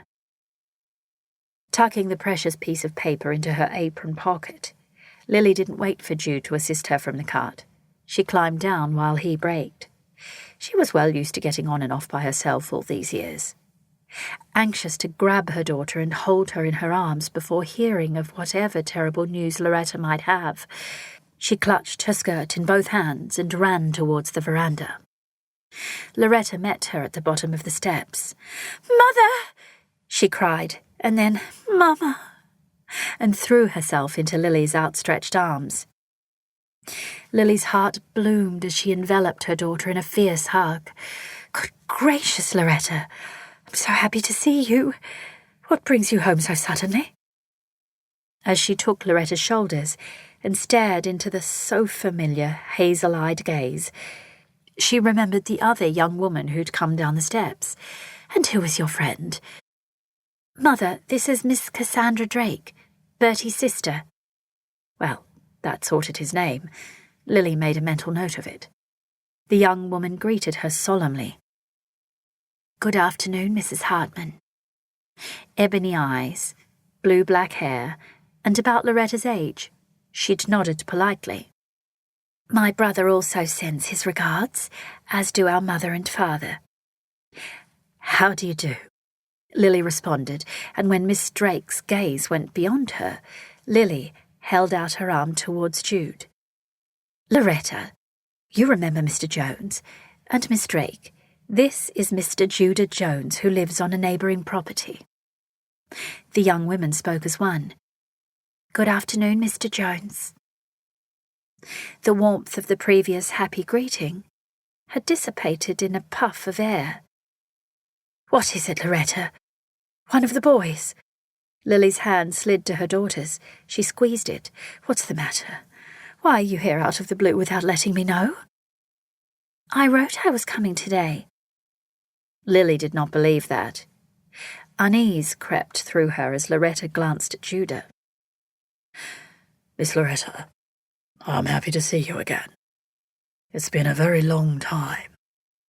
He introduced himself to her friend. "Miss Drake, I'm pleased to meet you. But now that I've delivered Lily back here, I'll make my way home, leaving you ladies to your afternoon." He said to Lily, "If there is anything you need me for, you're to come and get me." She smiled at him, a hand briefly on his arm. "You needn't go now, Jude." He looked at her, his eyes crinkling at the corners, his voice kind. "I think I do. Perhaps Miss Loretta needs to talk to you in private." "Wait," she breathed to him.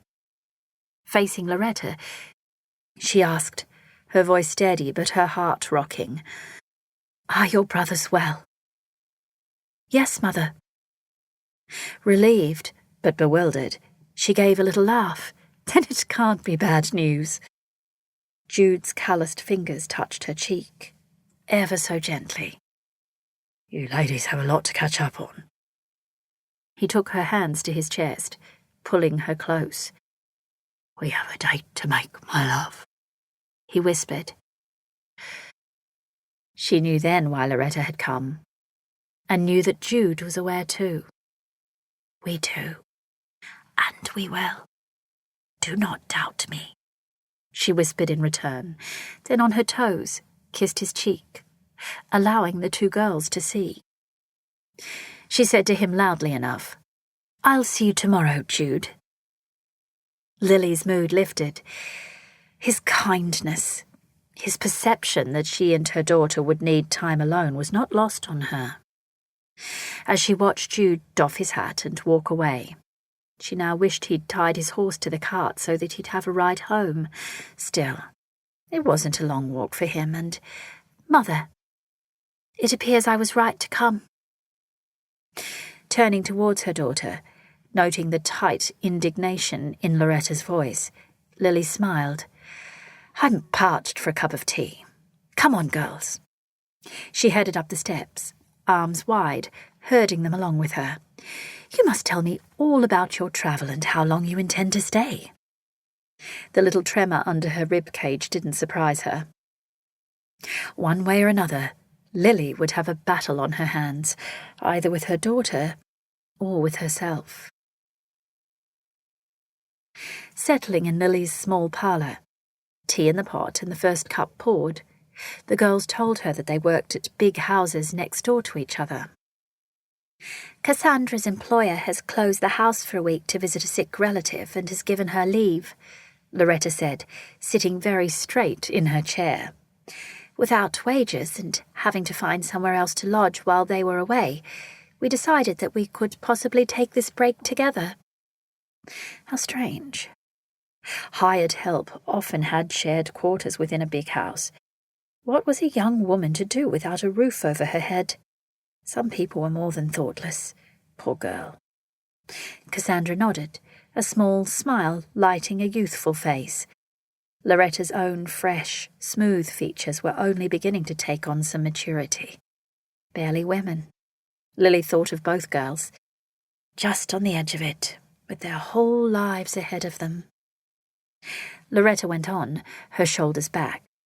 I told my employer that I thought you were not well, and that I needed to travel home quickly to ensure myself of your well-being. They were very kind, giving me the time. They needn't have. Lily realized that Loretta had deliberately misinformed her employer, for her own end, of course. She gave a short laugh. As you can see, dear girl, I'm quite well. And because Cassandra was free to come as my companion, we thought of it as a holiday. Loretta went on. We only have 1 week to travel to and fro, so the visit is short. We misjudged how long it takes to come here from Melbourne, so we must start our return tomorrow to be back in time. Loretta was after something. She wouldn't have misjudged a thing. Disappointing. Tomorrow? Oh, that's hardly any time at all, Lily cried lightly. Certainly better than nothing, though, Lily said when Loretta frowned. Definitely after something. She poured each another a cup and glanced at Cassandra, who shifted in her seat, then dabbed at her mouth with the serviette. No one had touched the little silver tray with freshly baked jam drops on it. Loretta glanced at her companion, who stood up, cup and saucer in hand, and excused herself. I'll take some fresh air on the veranda if you don't mind, Mrs. Hartman, and take my tea with me. She almost bobbed as she passed Lily's chair. A rehearsed departure. Lily carefully set down her cup. If you're to leave tomorrow, my dear, she said to her daughter, you must speak your concerns quickly. For if nothing else, I know you're up to something. Loretta blushed, no doubt at the tone in Lily's voice as well as the implication. She too put down her cup and folded her hands in her lap. Mother, seeing Mr. Jones here confirms my suspicions about what it is you thought you'd so carefully tried to disguise in your letters. Is that so? And what is that? Lily maintained a small smile.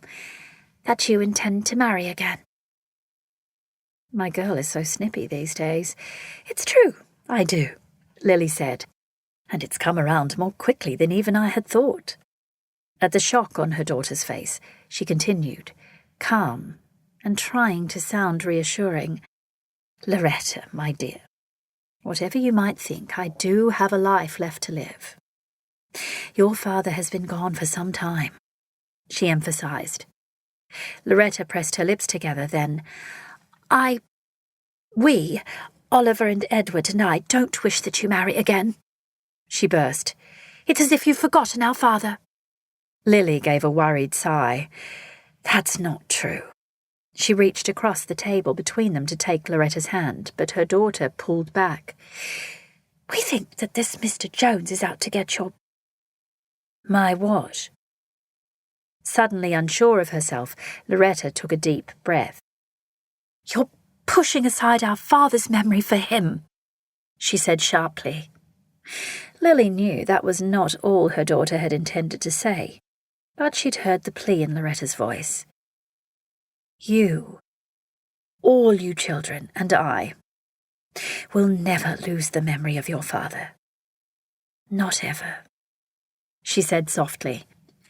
Your marrying again diminishes that, dishonours it, Loretta cried, and tears, born out of the vehemence now in her voice, popped into her cheeks.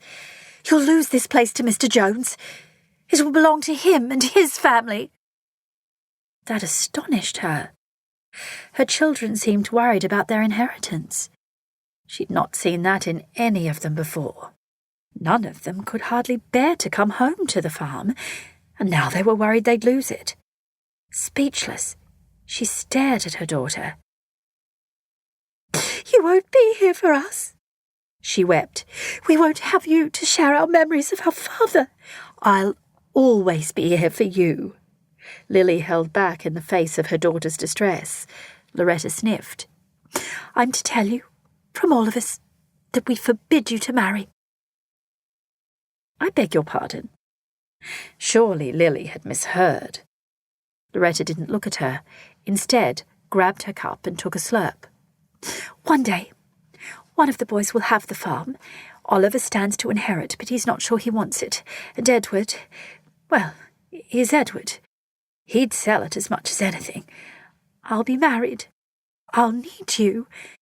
And where will you be? With him." She seethed, pointing outside. "I don't want my father's memory pushed aside. I don't want another man to take the place of my father in your affections." The outburst had run its course. Red-faced, Loretta set down her cup again and tried to pour a refill. A shake in her hand prevented her filling her cup, so she gave up. She said, "You'll betray our father. Us." But still she hadn't looked at her mother. Lily sat in silence. Her children were jealous of her, of material possessions. Inheritance had entered the tirade, but were also jealous enough to try to keep all others from her door. Had it not crossed their minds that she deserved another chance at happiness with a man of her choice in her life? She sighed. When Stan died, Loretta had been only 13. Old enough by law to be married off, although, God forbid, that hadn't happened. Barbaric consent law. Of her 3 children, Loretta had been closest to her doting pa. The shock of his dying had left her scarred. The young teen's grieving fused in, and she couldn't accept it. Lily reached over again and took her daughter's hands.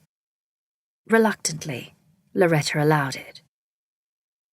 She waited a beat until she was sure her daughter would let her speak. "No one will take your father's place." Quick as a wink, Loretta asked, "You won't remarry?" Lily frowned at her. "You will give me the respect to hear me properly, to listen." Her daughter dropped her chin but didn't move away. "No one will push our memories aside." Loretta scowled. "If you marry, we'll have to share everything with another family," she said. Lily gave her a look. "That would be lovely, if ever the 3 of you came home once in a while." Loretta's mouth fell open. "I work, and the boys are studying. We can't just drop everything and—" She stopped, seemed to have heard herself. Lily nodded. "Indeed. I know you have your lives to lead, and I'm happy for it." She patted Loretta's hands. "You've indicated perhaps you and Bertie might soon be tying the knot. So far, I haven't heard any more news on that front." "Nothing to tell," she said too sharply. Loretta's blush burned. "Besides, that's different. It's just as important for you to live your life as it is for me to live mine." "We won't come to the wedding!" Loretta burst, her lip curling. "We don't give our blessing. We will hate him, despise him." Lily took in a sharp breath. How beneath you, Loretta. She could cope with the immaturity, but hadn't noticed earlier that her daughter had developed a sneer, a haughty twist on her mouth that made her look petty, nasty. It distorted her beautiful features, and the desperation in her shrill voice tore at her, broke her heart. Look at you, believing you have a right to speak so churlishly. Loretta sobbed. Why would you do it to us? She pulled a handkerchief from her dress pocket and dabbed her eyes. Lily's hand went to her own pocket and felt the paper there, felt it crinkle under her fingers. Loretta, I'm not doing anything to you. You are not babies. I don't need a man. I want one. Judah Jones. And if I marry, it is for me. Loretta looked up again, hopeful. Lily held up a hand. I will marry, but it's not to slight you. She sat up straight. As for your suggestion that our property will be absorbed into Judah's, I should remind you, children, and you especially being a young woman, to revisit the Married Women's Property Act, of which I am reasonably well acquainted. What? You might also inform your brothers, who don't actually sound deserving of the farm, and your beau, for that matter, that whatever a woman brings to the marriage, she is within her rights to keep as hers. Loretta's mouth dropped open again. It is a plain fact, Lily confirmed. Tell your brothers that their inheritance of this land is intact, but that if I choose to leave part thereof to you, I will do so. In fact, now I've mentioned it, I'll consult with our lawyer, Mr. Milton, on that very thing as soon as possible. It didn't seem as if Loretta could close her mouth, so Lily went on. Now, I'll tell you another thing plainly. I love you children, and I love that you're making your way in the world as responsible adults. But this woman, Lily tapped her chest, your mother, has found no better man living than Judah Jones, and I will marry him. What you decide to think of that is up to you. If she'd had any guilt about marrying, it had been completely banished. She sat back, taking her cup, and sipped cooled tea. It must have escaped your notice that I am also a person in my own right, not just your mother. Not just working this place by myself all these years for your benefit only. At which Loretta bit her lip and looked away, and certainly not just as a widow who has nothing left to live for. Wiping her eyes, closing her mouth, Loretta glanced around her as if trying to find something else to say. When she finally did, it was with a whimper. But I have to go back tomorrow. You have to agree. Then there's very little time to be together this visit, Lily cut in, exasperated. My last word on the matter is that you're all welcome here at home whenever it suits you to visit. But you'll be courteous to Judah if you can't be anything else. Loretta stood up. Her chin had puckered. If I can't change your mind, Cassandra and I will walk into town to take lodgings for the night. Lily's heart dropped again, thudding against her ribs. You know you don't have to do that, she said, keeping the panic from rising. There's room here for both of you. I can't bear what you're going to do.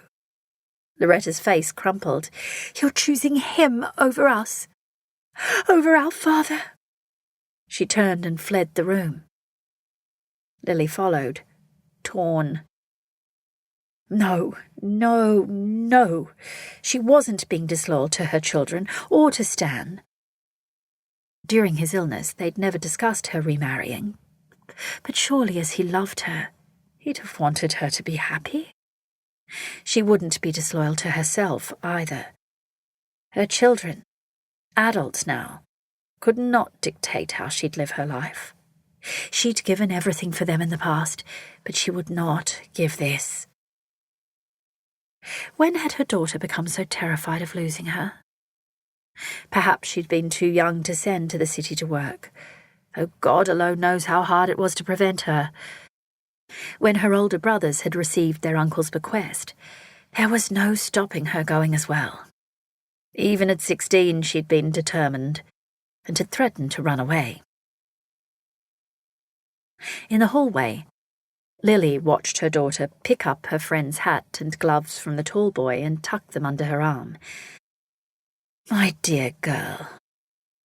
Loretta pulled on her own pair and donned her hat.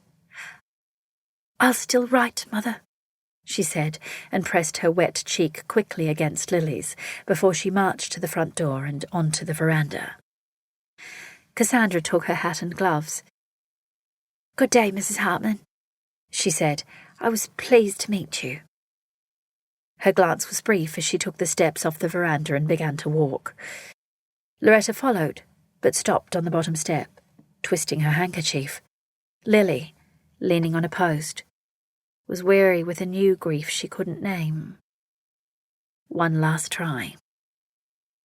"If you marry your beau and make a life with him like I did with your father, think about what it might be like to lose that love and companionship and end up alone, yet knowing you have so much more to give." Loretta set her mouth, then head down, strode past Cassandra, who skipped along to keep up with her.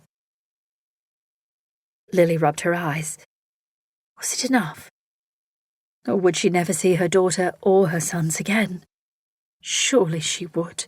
Surely it would be all right. Loretta stopped and turned.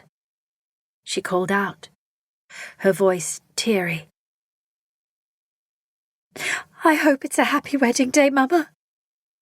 Then she ran back, leaping the steps 2 at a time, and hugged Lily fiercely. Lily wrapped her up and rocked a little, her daughter's tears on her neck. Loretta let her go, rushed down the steps again, and ran to catch her friend. Sagging against the veranda post, waving as Loretta turned one last time, she smiled away the quiet despair. It would be all right. It would. 52. Zeke met the kids at the gate. Giff shook his head sadly. "No letter, Pa," he said. He checked the mail in town every day after school before coming home. Gracie looked at her father with sympathy. Jonty had no clue. He was already nearly asleep, bareback on Milo. Zeke reached up and took him off the horse, settled him on his shoulder. No letter.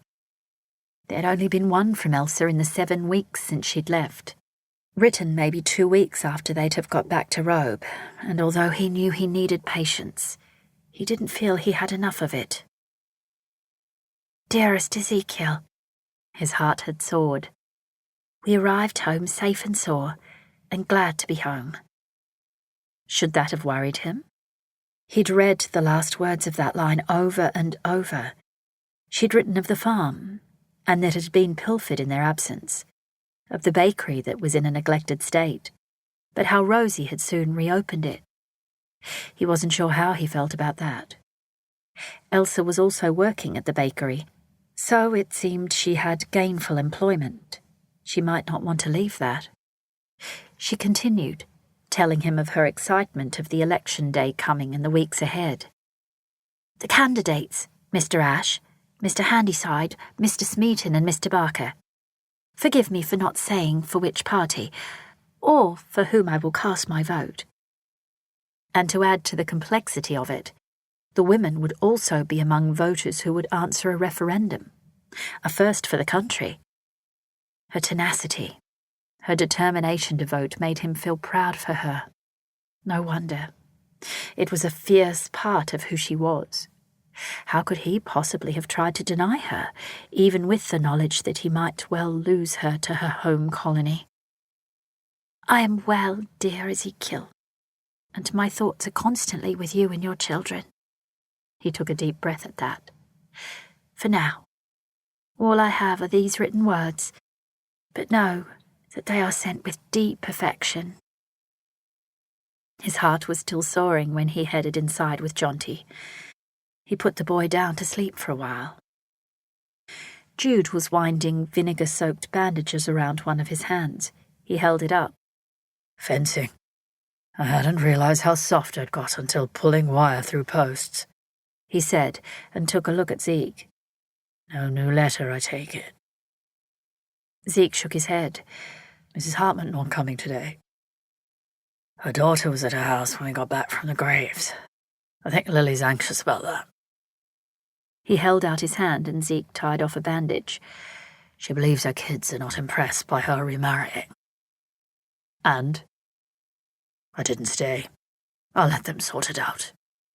I have confidence in my wife-to-be.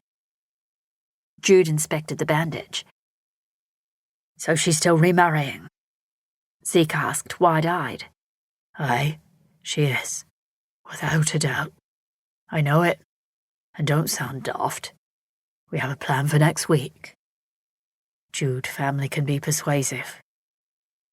His brother nodded. It was clear Jude had thought of the possibility that Lily might be talked out of their decision. They can.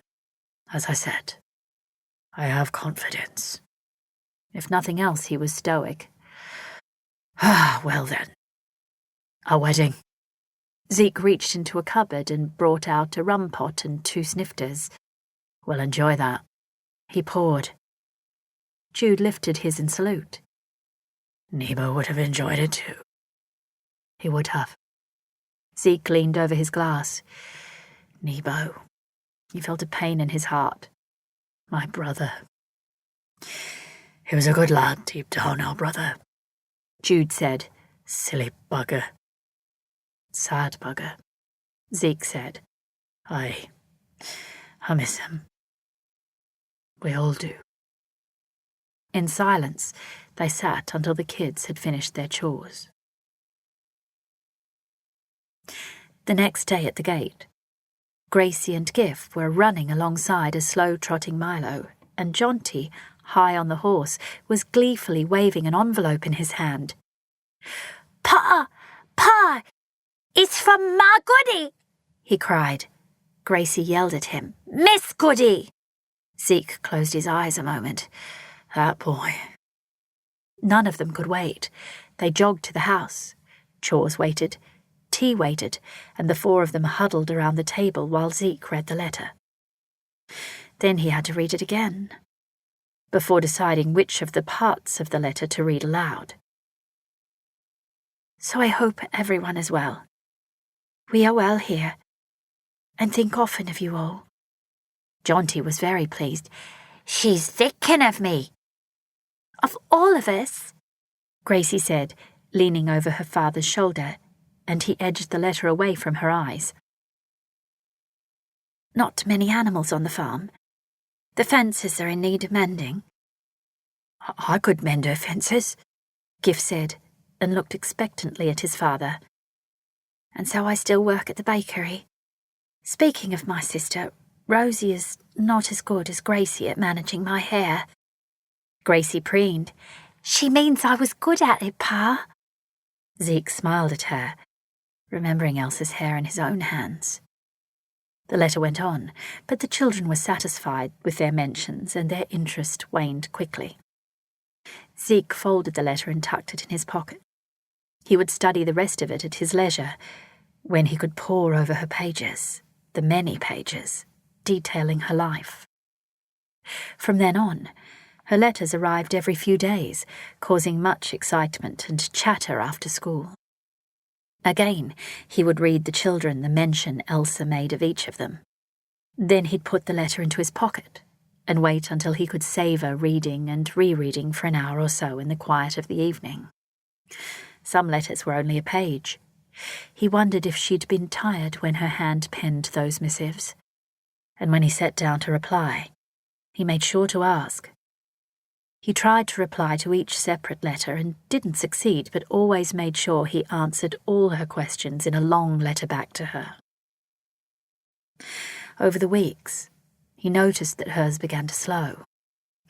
Maybe she had truly overworked herself. He wondered if mail might have been going astray, but that didn't seem likely. Gifford had also noticed the lack of regular mail from Miss Goody. The boy would shake his head ruefully when he'd come home after school. Then at last, Gif had been successful on his mission. The last one mentioned the results after the election.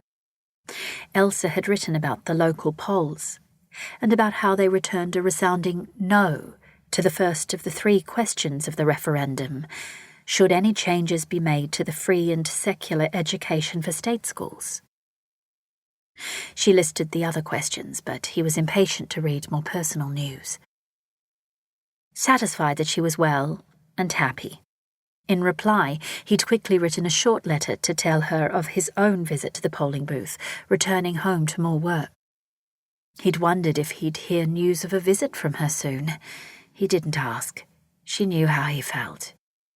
But he did tell her of Jonty's growing impatience, of Gracie's careful tending of her mother, Maisie's brush, readying for Elsa's return. He promised Elsa a new brush. Maybe Gracie needed to have her mother's brush all to herself. He wrote of Judah and Lily marrying. It was now nearly the end of May, 3 weeks after that last letter, and as autumn drew to a close, winter advanced more boldly by the hour. The letters from Elsa had stopped. Zeke wrote, and wrote again, and waited. On a cold day at the end of June, the afternoon sun bright in a pale sky, Gif greeted him with a wave and a big, toothy grin. Gracie, laughing and singing, skipped alongside Milo, and Jonty, rugged up on the faithful horse, flapped 2 letters and cried, "We got 2, and this one's from her. It's from Ma." Zeke rubbed his face and pocketed the other letter. He didn't recognize the writing on it and put it out of his mind. He slipped Elsa's letter inside his shirt. After so long, would it be bad news? He'd have to read it all through first before imparting anything to his kids. As they all clamoured around the table in the cosy kitchen room, the oven chugging out happy warmth, he took a ragged breath, reading quickly. Zeke couldn't believe his eyes. He couldn't believe what she'd written. "Come on, Pa. What does she say?" Gracie asked, peering over his shoulder. "Pa." He snapped out of his shock. "She says that she's well. That her sister is well." Newspaper cuttings drifted to the floor. Gif picked them up, squinted to read them. "And that she sends everyone her best wishes, and hopes you've all been very good." "We have," Gif and Gracie said. "When's she coming home?" Jonty. Zeke was greedy for time alone. "And now it's time for chores," he said to his kids, distracted. "Jonty, eggs. Gracie, fruit. Gif, the dogs, and give them a run." He grumbled at their groaning protests. "Go on, hurry it up." When the kids had gone, he sat and stared at the letter. While Jude continued working to fix his place, he'd gone to live at Lily's now that they were husband and wife. Zeke was on his own with Elsa's news. "And so, Ezekiel, my love, forgive me for my tardiness, but I don't know how to use the right words for this." He read and reread as a pulse beat strongly in his neck. "I must look out for my sister, and don't want my words to be misconstrued as unseemly when I speak of what was between us. Do you remember when I used that word before? It seems so long ago." He thought of her wild head of hair and Gracie struggling to contain it, of how he'd taken over from his daughter and been completely entranced, his hands working the plait, nothing unseemly about it. Thought of her grit, her honesty, her need to be independent in her thinking, her love of family, and of the land. "I cannot see another solution. It appears the only way." How could it be so? If there was another way for me, for Rosie, I wouldn't be writing any such thing. He'd had hope, but now he hadn't realized how badly it would hurt, until now, not to have her, never to have her with him. His heart thudded, his temples hurt. He held his head in his hands and breathed. "You must put me out of your mind and trust that this is the best thing to do. With my love and deepest affection, Elsa." 53. Close to tears again, Elsa tried hard not to think of what Ezekiel might have felt when her last letter landed in his hands. There'd been no answer from him, but what else should she expect? She'd broken her own heart. So what must her letter have done to him? Rosie had reached out and gripped her hand in both of hers. At first, Elsa thought her sister had been about to show some heart. "It's for the best, Elsa," she'd said. "For me," she added matter of fact. "No one must know the baby's real father, not only of the disgrace for me, but also for the child if it were to be known." Rosie wanted Elsa to look at her, had tried to move into her line of sight, but Elsa pulled her hand away. "Always about Rosie. And you do know we couldn't survive without you, don't you?" Elsa only nodded. Still more nervous, Rosie had asked, "You won't leave, will you?" Trying to muster a smile, glancing at Rosie over her shoulder, Elsa had said brightly, "Of course not." The mornings had been the hardest of all. Getting up in the wee small hours and toiling in the bakery with nothing but the roar of the heating ovens to break the silence in her head and heart. In those hours, thoughts of life at Casterton with Ezekiel and the children crowded in over the top of the dough proving for bread, over the dried fruit plumping for the buns, over the spreading of jam in thick swathes. One thing had happily occurred. Her buns no longer looked like cowpats. Then she'd go upstairs and try to stay awake to get Rosie up and about, with tea and something to entice her to eat. Her sister had lately begun to feel better, for she woke ready to chatter, ready to give orders, and finally, ready to do a little work.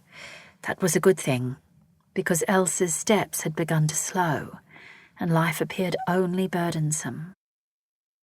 When the day was done, Elsa would climb to her room above the bakery and sink into the mattress, exhausted. What hope had ever looked like for a future with Ezekiel was well extinguished, and her sorrow couldn't be relieved under the heavy curtain of fatigue. Her last thoughts before sleep were that she really had to lift her spirits. She wasn't a maudlin person. One day not long ago, Rosie had been in the bakery surveying the baskets of fragrant breads and the pastries in their display cabinets. "You've developed a knack for this, Elsa. But oh dear, I do wish you'd look after yourself better. Whatever will the customers think?" Elsa smoothed wayward locks back to her haphazardly put-together bun.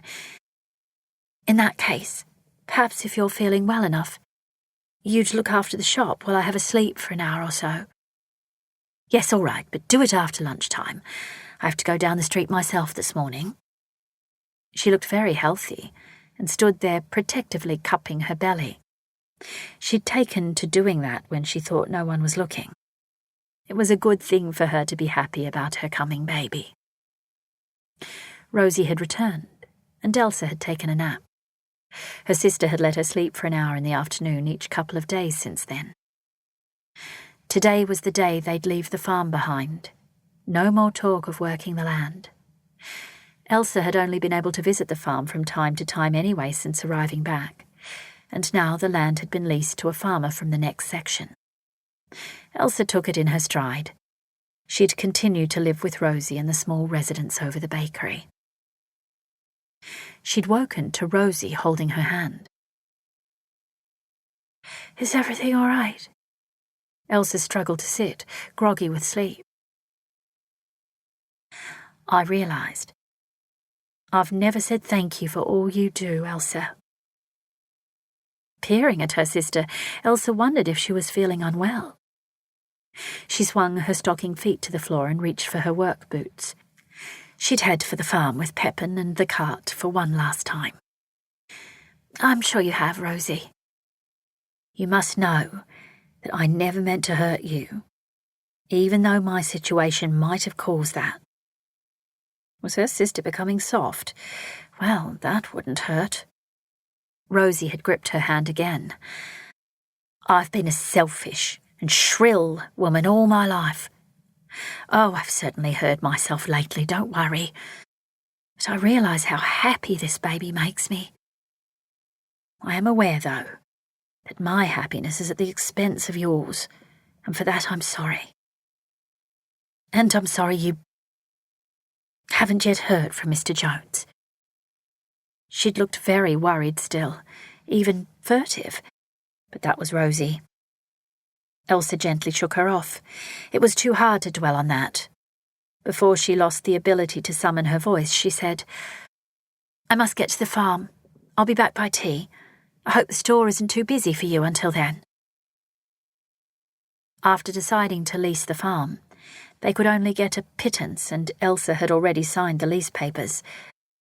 The bakery was all they had to keep them going for now. But once again, Rosie had changed her mind and was all for getting rid of that too. Elsa couldn't keep up. She just plodded along. Out at the farm, clutching one of Rosie's shawls about her shoulders, Elsa looked around the dusty yards of their property. Rain had come and gone. It was another cloudless day, and now the cool drift of early spring swirled on the sea breeze. Standing in the paddocks of home, she inhaled a deep breath of fresh air. Elsa would miss the farm, despite how much extra work it added. It would be hard to leave the place of her childhood, and where her parents and her brothers lay. Leased or not, no matter what, she'd still come here to visit the graves.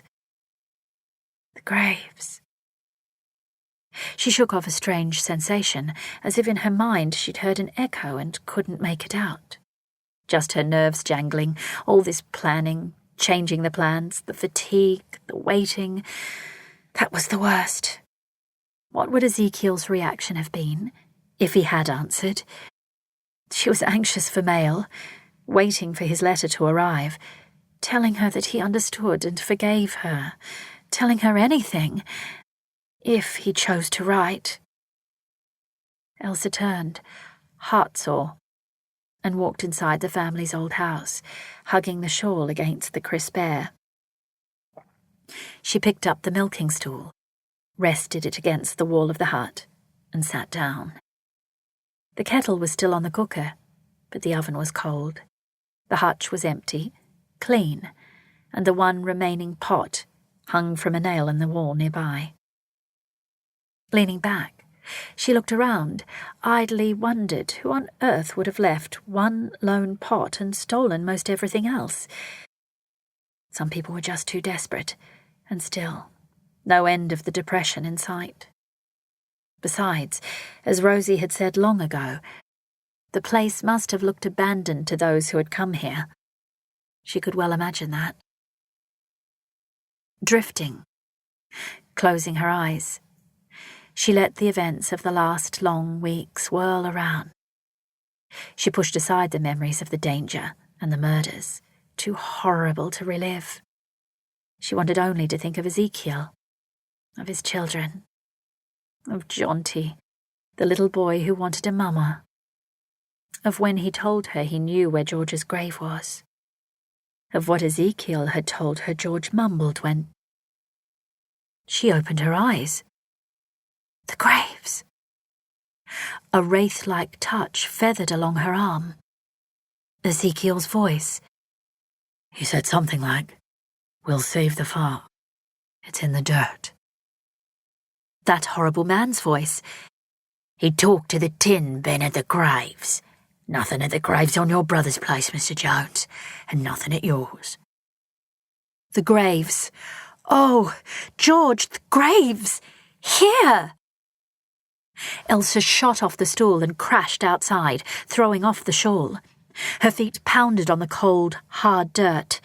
Ignoring the recently healed bone in her foot, she ran, stumbling and tripping across the yard to where her parents were buried, to where the earth was still soft over her father. And there, something she'd seen so long ago but had barely noticed, was the loosened dirt by her mother's marker. She dropped to her knees and cried an apology to her mother. Tearing at the foot of the marker, she tossed aside the dirt and pebbles and twigs and ants and was now scraping, scratching and digging with her hands, fingers gouging the deeper, damp soil. Tears were falling as she swept open a small hole and, "Oh, my Lord! It's here! The tin!" She pushed grazed fingertips down and lifted it out, hearing the unmistakable clink and slide of coins. Falling on her backside, the grave marker lying flat beside her, she stared at the narrow, weighty tin. Rectangular, only an inch or so deep, its lid was clamped on. No hinges. She tilted it this way and that, tried to pry it open. Etched crudely on the lid were the letters R, G, and E. Dear George, he'd hidden the tin here for the three of them. 54. Poor Pepin had probably never galloped as hard pulling the cart back to town. Elsa was laughing as she flicked his reins. In the back, she'd barely tied down the milking stool or the lone pot, and they slid and jangled in the cart. She didn't care. She'd found the tin, and George had left it right in front of her all this time. No matter how hard life had looked, it would ease considerably now if they were careful. If there were indeed 30 sovereigns inside the tin, a fortune. Oh, she couldn't wait to tell Rosie. In town, she braked the cart next to another horse in front of the bakery, and with the tin tucked under her arm, she ran to the door and rushed inside. Rosie was finishing with Mrs. Collins and handing her change of £1 coin. Fit to bursting and barely able to wait, Elsa hopped from one foot to the other. Dust from the drive floated from her, and her hair had become unruly again. She puffed it out of her face, swiped it with her free hand, and rubbed her scraped and dirt-filled fingernails on her dress. She didn't care. The tin tucked under her arm, oh joy, was such a bright light after the awful events of the last months. And then Rosie did an unusual thing. As soon as Mrs. Collins left, she walked to the front door and shut it, turning out the closed sign. "Finally!" Elsa burst. "Oh, Rosie, look! It's George's tin!" Rosie, coming back to her at the counter, lit up. She reached to grab it. "Oh, that's so wonderful! It'll come in It was at Ma's grave all this time!" Elsa brushed Rosie's hands aside. She slapped the tin onto the counter, grabbed the towel tucked into Rosie's pinny, and wiped dust from the lid. "It all just seemed to come to me when— Elsa! I was sitting out at the farm, and— What's the matter?" She realised Rosie's tone was strange. "You're not excited, but it's the best thing that could have happened." Elsa. Ezekiel stepped out from the back of the shop. Her breath caught. He came around the counter to her. "Hello, my love," he said, reaching for her. "You're here," she breathed and slid into his arms, touched his cheeks to make sure he was real. Her heart was light, her head woolly. "Oh, finding the tin is nowhere near. Oh, this is the best thing that could ever have happened." She stared unblinking into his handsome, smiling face, his darkly glinting eyes searching hers. "Ezekiel." He took her hands, brought them to his chest. "I was summoned," he said, tilting his head towards Rosie. Elsa, wide-eyed, looked from him to her sister. Rosie folded her arms, looked a little flushed. "Well," she said in a huff, "I'd been selfish for too long, Elsa. And despite the—" she took a breath, "indelicacy, I could no longer allow the, whole burden of it, and the bakery, and with me being with all to fall on your shoulders." Elsa blinked in surprise, and then suspicion of her sister's motivation descended. A frown threatened. Ezekiel bent to Elsa. He smelled of horse and leather, and the dust on his shirt was grainy under her fingers. How could I not come for you, and for your sister, when I learned of Nebo's child? He smiled and swung Elsa with him to speak to her sister. I knew my brother well, Rosie. He's sorely missed, and the child you carry is part of him, so part of our family. At Rosie's prim nod, her colour high, he said to Elsa, And I was so affected after your last letter that I forgot a second one had arrived at the same time. Rosie cleared her throat. I wrote to Mr. Jones and mailed it the same day of your last letter. Told him myself of my predicament. Elsa stared at Rosie, increasingly stern. Rosie's predicament. How hard that must have been for you to tell Ezekiel, Rosie. Ezekiel's arms shifted, tightened around her, but she went on. To take such a risk? Rosie, her eyes downcast, waved a hand. Oh, it was only uncomfortable while I was writing. She went on in a hurry. I told Mr. Jones you wouldn't come to him because you wouldn't leave me. That was the whole reason. She glanced at Ezekiel. And, I believe, by telling a gentleman, such as Mr. Jones, of family news, that my reputation would have been protected. Rosie's effrontery. Astounded, Elsa could hardly believe her ears. Rosie had ensured the security of her own future and that of her child. Why, she'd begun to do that from the moment she knew she was with child. Having Elsa leave the farm, having her slave in the bakery, half dead on her feet, mopping up after her. But it had brought Ezekiel. Rosie, rushing on, ducked behind the counter, clearly believing it to be a safe distance. So, in the light of that, because, of course, I knew you wanted to be with Mr. Jones, I also asked that I might be allowed to accompany you both to Casterton. At Elsa's amazed glare, she said hurriedly, to make a new life for myself there.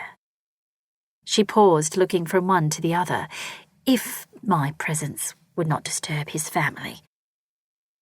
Ezekiel shook Elsa a little as if to distract her.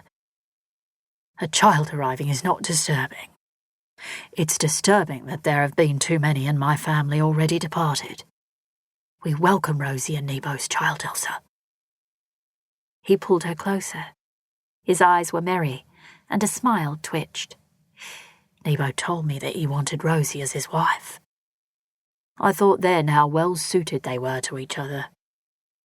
The wry smile remained. Poor Nebo. Rosie smarted, and had the grace to look uneasy. Ezekiel kissed Elsa's forehead. I would have come to you anyway, to hear with my own ears that you didn't want to be with me. I refused to believe it from your letter. Then Rosie's letter confirmed it. Gave me the best excuse to come, he said. Ezekiel's grip on her hadn't lessened. He was a good man. She'd known it from the very first. I would have come to you anyway. Elsa's glare softened towards her sister. Rosie saw it, and triumphant, broke the silence, back to her bossy self. Now, if you'll both kindly take yourselves into the parlour, she said, I must reopen the store. We are expecting prospective purchasers for the bakery. What? I wouldn't move colonies and be as poor as a church mouse too. For goodness sake, Elsa. Rosie tut-tutted. And take that grubby little box of coins with you. It's made a mess. She walked to the front of the store, opened the door, and effusively greeted a man and woman there. Elsa clutched the tin and tucked Ezekiel into the small, well-lit parlour, warmed by the bakery ovens in the next room. Daylight cheerfully swathed the room in a pale, yellow haze. Dropping the container with a clatter, she spun in his arms and held his face in her hands. I still cannot believe you're here, Ezekiel, in front of my eyes. He whirled her around and hugged her. That's from Gif and Gracie and Jonty. They're with Jude and Lily, desperate for your return. Then he kissed her hard.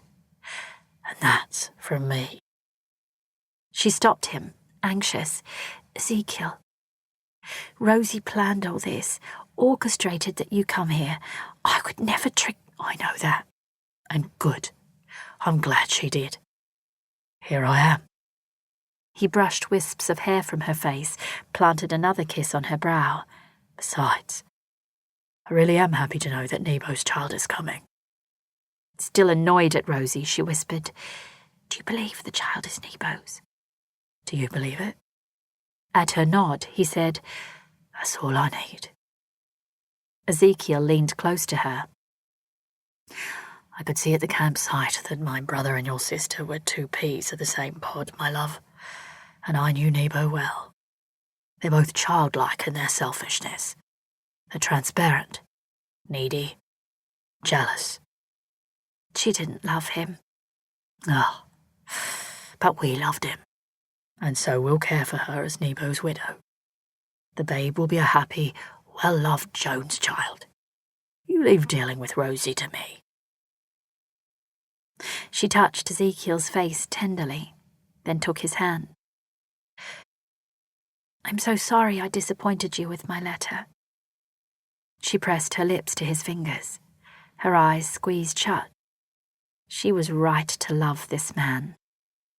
Disappointment is not what I call it. It was a good thing Jonty reminded me of the other letter. I might not have recovered so fast. Not the first time the lad has pointed me in the right direction. He gave a short laugh. Now, I can personally deliver my reply, he said, and took a wrinkled, folded page out of his pocket. It's very short.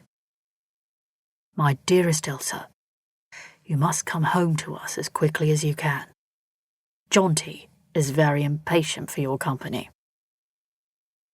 Raising his gaze from the letter, his dark eyes were now regarding her intently. Not only Jonty, he said, and kissed her head, burying his face a moment in her hair. Dust from the paddock. I rushed in from the farm with the tin. She bent and picked it up. The infamous tin. Huddled, they sat together at the little table and pried it open to count the sovereigns. Only 29, Elsa said. George must have found a way to spend one. She let her thoughts run to her mop-haired brother. Well, good for him. Then she cheered up. Come on, read the rest of your letter. You haven't finished, she said. He dropped his hand over hers. It says, on second thoughts, I'll come and get you. Just to be sure you don't gallop off on other adventures, my lady Bushranger. You are loved and missed, and my life is not complete without you. He tucked a long, wavy lock of hair behind her ear. To tell the truth, I didn't even write that. I plain decided to get on my horse and ride. He smoothed her frown. Come home to me. To us. I will. With her head against his, Elsa thought of her family's farm. She'd leased the place, but it was still her address in South Australia. She leaned back to look at him. I'll have to come back here to vote, though, in the future. Victoria doesn't allow it yet. Of course, we'll make it a holiday by the sea each time. She leaned back to look at him. I'll work on your farm, she said. You work beside me. You're a farmer. I am. She thought of Gif and Gracie, and the little lad, Jonty. And I'll be a mother to your children. And to ours who'll follow. Her fingertips idled over the stubble on his cheek. I'll have a good life with you. We'll have a good life. We will, my love. I have no doubt. Her thoughts strayed to family, and children laughing, hens bustling and kelpies barking. Soon on their farm, there'd be dairy cows or cattle roaming on those golden plains of Casterton. She smiled. No doubt whatsoever.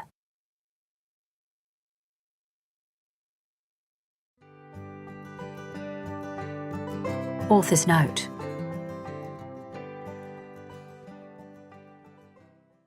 As usual, any mistakes or omissions are mine.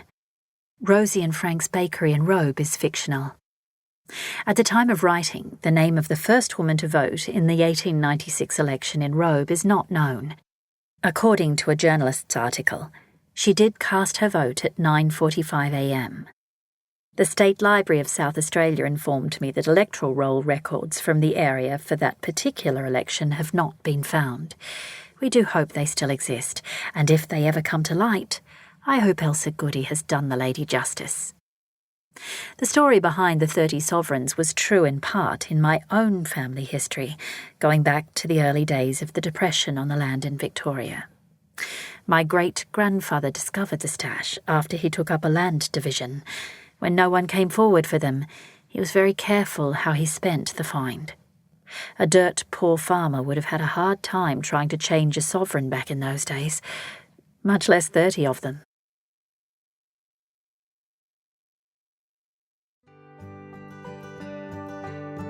Acknowledgements.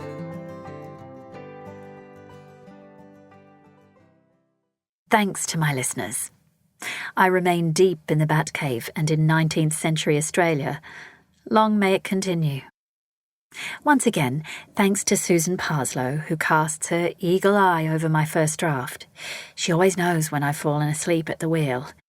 To Fiona Gilbert, who abandons husband Tony to travel with me on our book tours, and who keeps up the flow of essential road trip items, especially for happy hour. To Leon and the team at Leon Bignell MP's office, Aldinga and Kingscote, South Australia. My day job keeps me connected to the outside world. To the fabulous history in Liz Hartfull's Almost an Island, The Story of Robe. To the many journals and articles found via my go-to trove, the State Library of South Australia. The amazing townships of Robe and Penola in South Australia. The Penola Coonawarra Visitor Information Centre was a gem and a mine of information, as was the wonderful Casterton Visitor Information and Kelpie Centre in Victoria.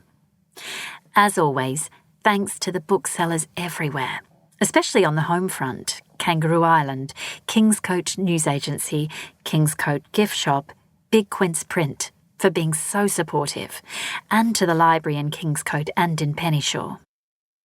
My island home had a hell of a finish to 2019, which led into more devastation and desperate heartache of January 2020.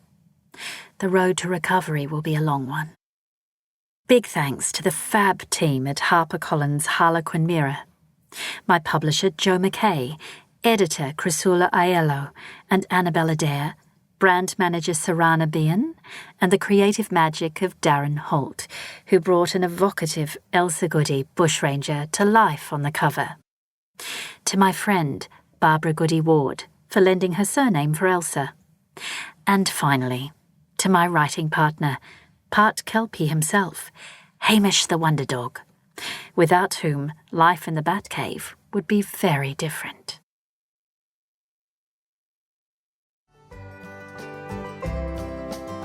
Belinda and Harper Audio Australia hope you enjoyed the reading of Elsa Goody, Bushranger, written by Darry Fraser and read by Rebecca Macaulay. Our audiobooks are becoming increasingly popular among travellers, families and people who are on the go. If you really enjoyed this audiobook, please introduce your friends and family to the experience. We're sure they'll love you for it. If you want to hear more about our fabulous range of titles, please visit us online at belinda.com. Thanks for listening, and remember to always take a Belinda audiobook with you.